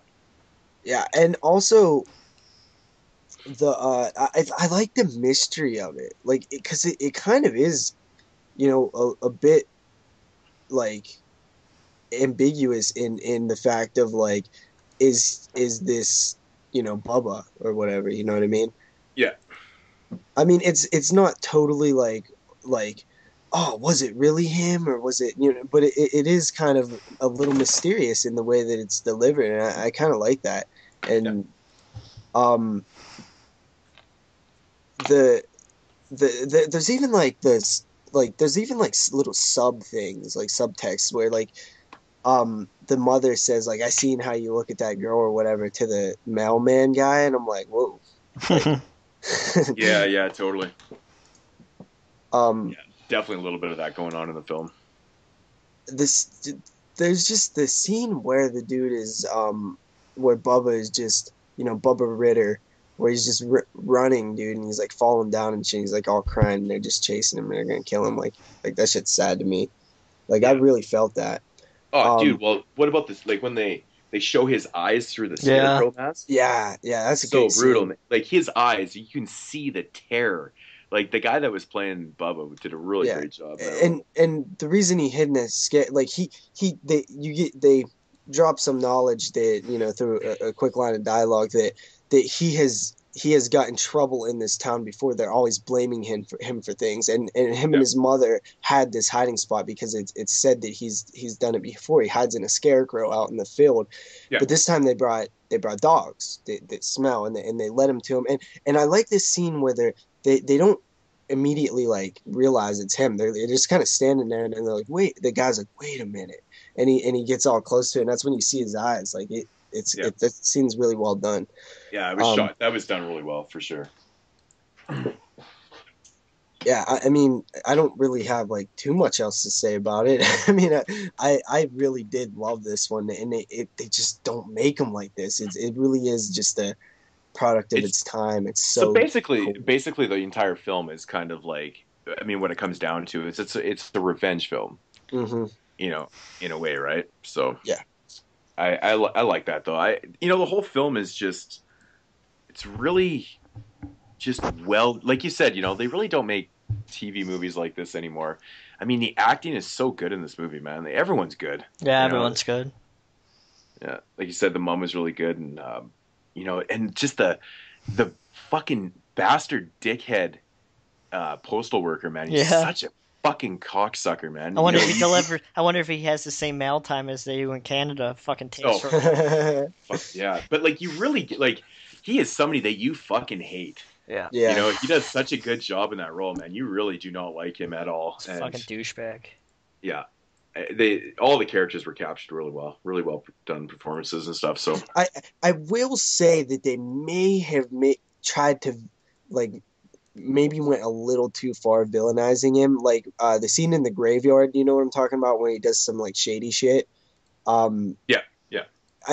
I'm not sure if that was needed. Like, I'm not sure if you had to make him go that far. We already know he's a dickhead. He doesn't need to be more. You know what I mean? Might have been a little too much. I don't know. It doesn't really take anything away from it or anything. I don't know. I think it's fine the way it is. I mean, it definitely doesn't need to be there. But it's fine though. I think it's actually kind of a cool scene. Like, you really catch his emotion when dude jumps out of the hole there. Yeah. Like, he's fucking, like, he's terrified, man. Man. What would you rate it? Dark Knight of Scarecrow, I believe I gave it like an 8.5 out of 10. That's what I give it, 8.5 out of 10. That's so funny because that's exactly what I gave it. Yeah. So really quickly, well, after watching this, I started thinking about like, well, what are some other sad moments in horror films or tragic moments, depressing type stuff. So I created a little top five here. I just wanted to say out really quickly. These are my top five, tragic moments in horror films. Number 5 is Carrie. Got to have Carrie in there, right? Number 4 is Pumpkinhead. Nice. Man, Lance Henriksen, that might be one of his best performances. I'm meeting him in the summer. I can't fucking wait. I love Pumpkinhead is like one of my favorite. Like I love Pumpkinhead so much. Don't even get me started. Yeah. Number 3, Dark Knight is Scarecrow. This one really hit me, dude. Number 2, The Mist. We all know what scene we're talking about. Mist, right? I fucking love The Mist, man. Oh, it's so good. And my number 1 is Pet Sematary. Dude. There's nothing worse than that shit. Yeah, when you said you made a top 5 list, the very first thing that came to my mind was Gage from Pet Sematary. Brutal. Yeah. Those are good choices, though. Can you think of any off the top of your head that would also be there? Oh, for sure. Nightmare on Elm Street 6, the entire movie. It was tragic. And it was right there. It was super tragic, man. Holy shit. Really, Power Glove? Okay. Now I'm playing with power. Oh, Jesus Christ. I don't know, actually. I'd have to really think about this. Like, honestly, like I said, the first thing crazy. I did that in like 5 minutes. Like, I thought of those 5. Mm-hmm. I don't know. The deaf girl from Jack the Reaper? Not really, but this is funny. I honestly do not know, dude. Like I said, Gage came to mind right away. But Pumpkinhead, that was a good choice. That's a good one. Yeah, man. Pumpkinhead always stayed, man. Like, oh man, I want to just watch all this shit now. I just want to go watch Pumpkinhead, Return of the Living Dead, Christine, like right now. Yeah, man. Just feel like watching all kind of good shit. I mean that. Anything else? No, I think that's it for Dark Knight of the Scarecrow. Definitely check it out if you've never checked it out. Yeah, highly recommend it. Watch, especially if you like those TV movie horror films, man. Yeah, I highly recommend the Blu-ray. It's worth the pickup. It's interesting. It's a full screen Blu-ray. Yeah, it is. I think it's because it was shot in full screen, so they didn't bother to wreck the picture quality. But obviously made for TV, right? So you shoot in widescreen back in those days. But yeah, picture quality. Holy shit, man, so good. I was just blown away by that. So cool. So next week, guys, we'll be doing a full retrospective on the Phantasm series. And what's really cool about that is it's Jeremy's first time watching them. I've never seen any of those Phantasm movies. I guess I'm a fucking weirdo or something. I have 1,400 movies in my collection, and I've never seen Phantasm. So those should be. That is pretty interesting, but there's so many movies I've never seen any of the Omens. Yeah. So many movies, man. Yeah. We all can't see everything unless you're Moodz. So yes, I have seen everything. No, I haven't, but pretty much. JP, you should definitely check out those Omen films, though. Yeah. Well, maybe we'll do a show on them. The original Omen film is really good, man.